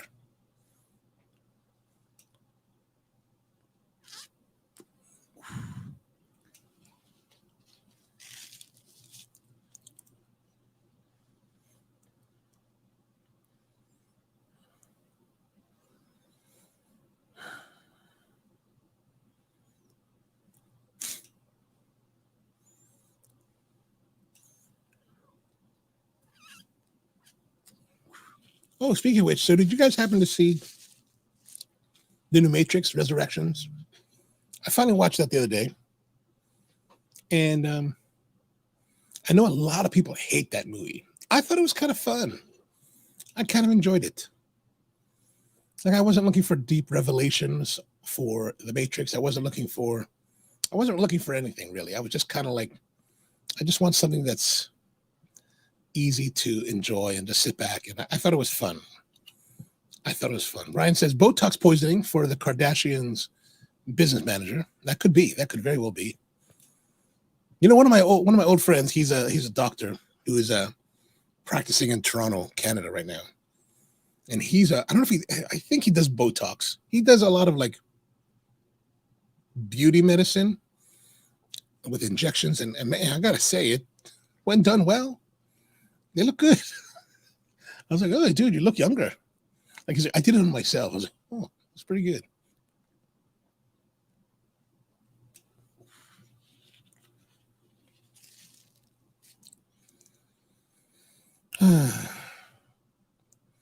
Yeah. Now it's just a chore. It's just a chore to smoke.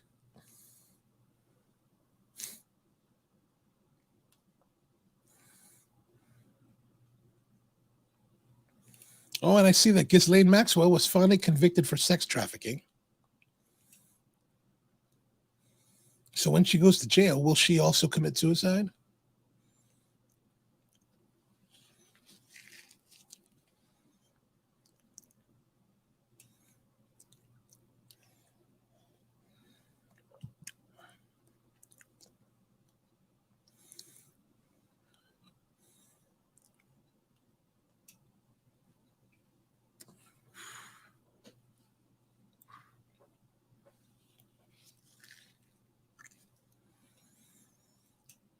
Uh, that's a groan. All right. I think that's good because I'm just not enjoying this anymore. So we're just going to have to stop at that. All right. So that's going to be it for this week. Thank you very much for tuning in. We are next week. Oh, I got to turn the music on. All right. So next week, we're going to be back again on the first show of the year.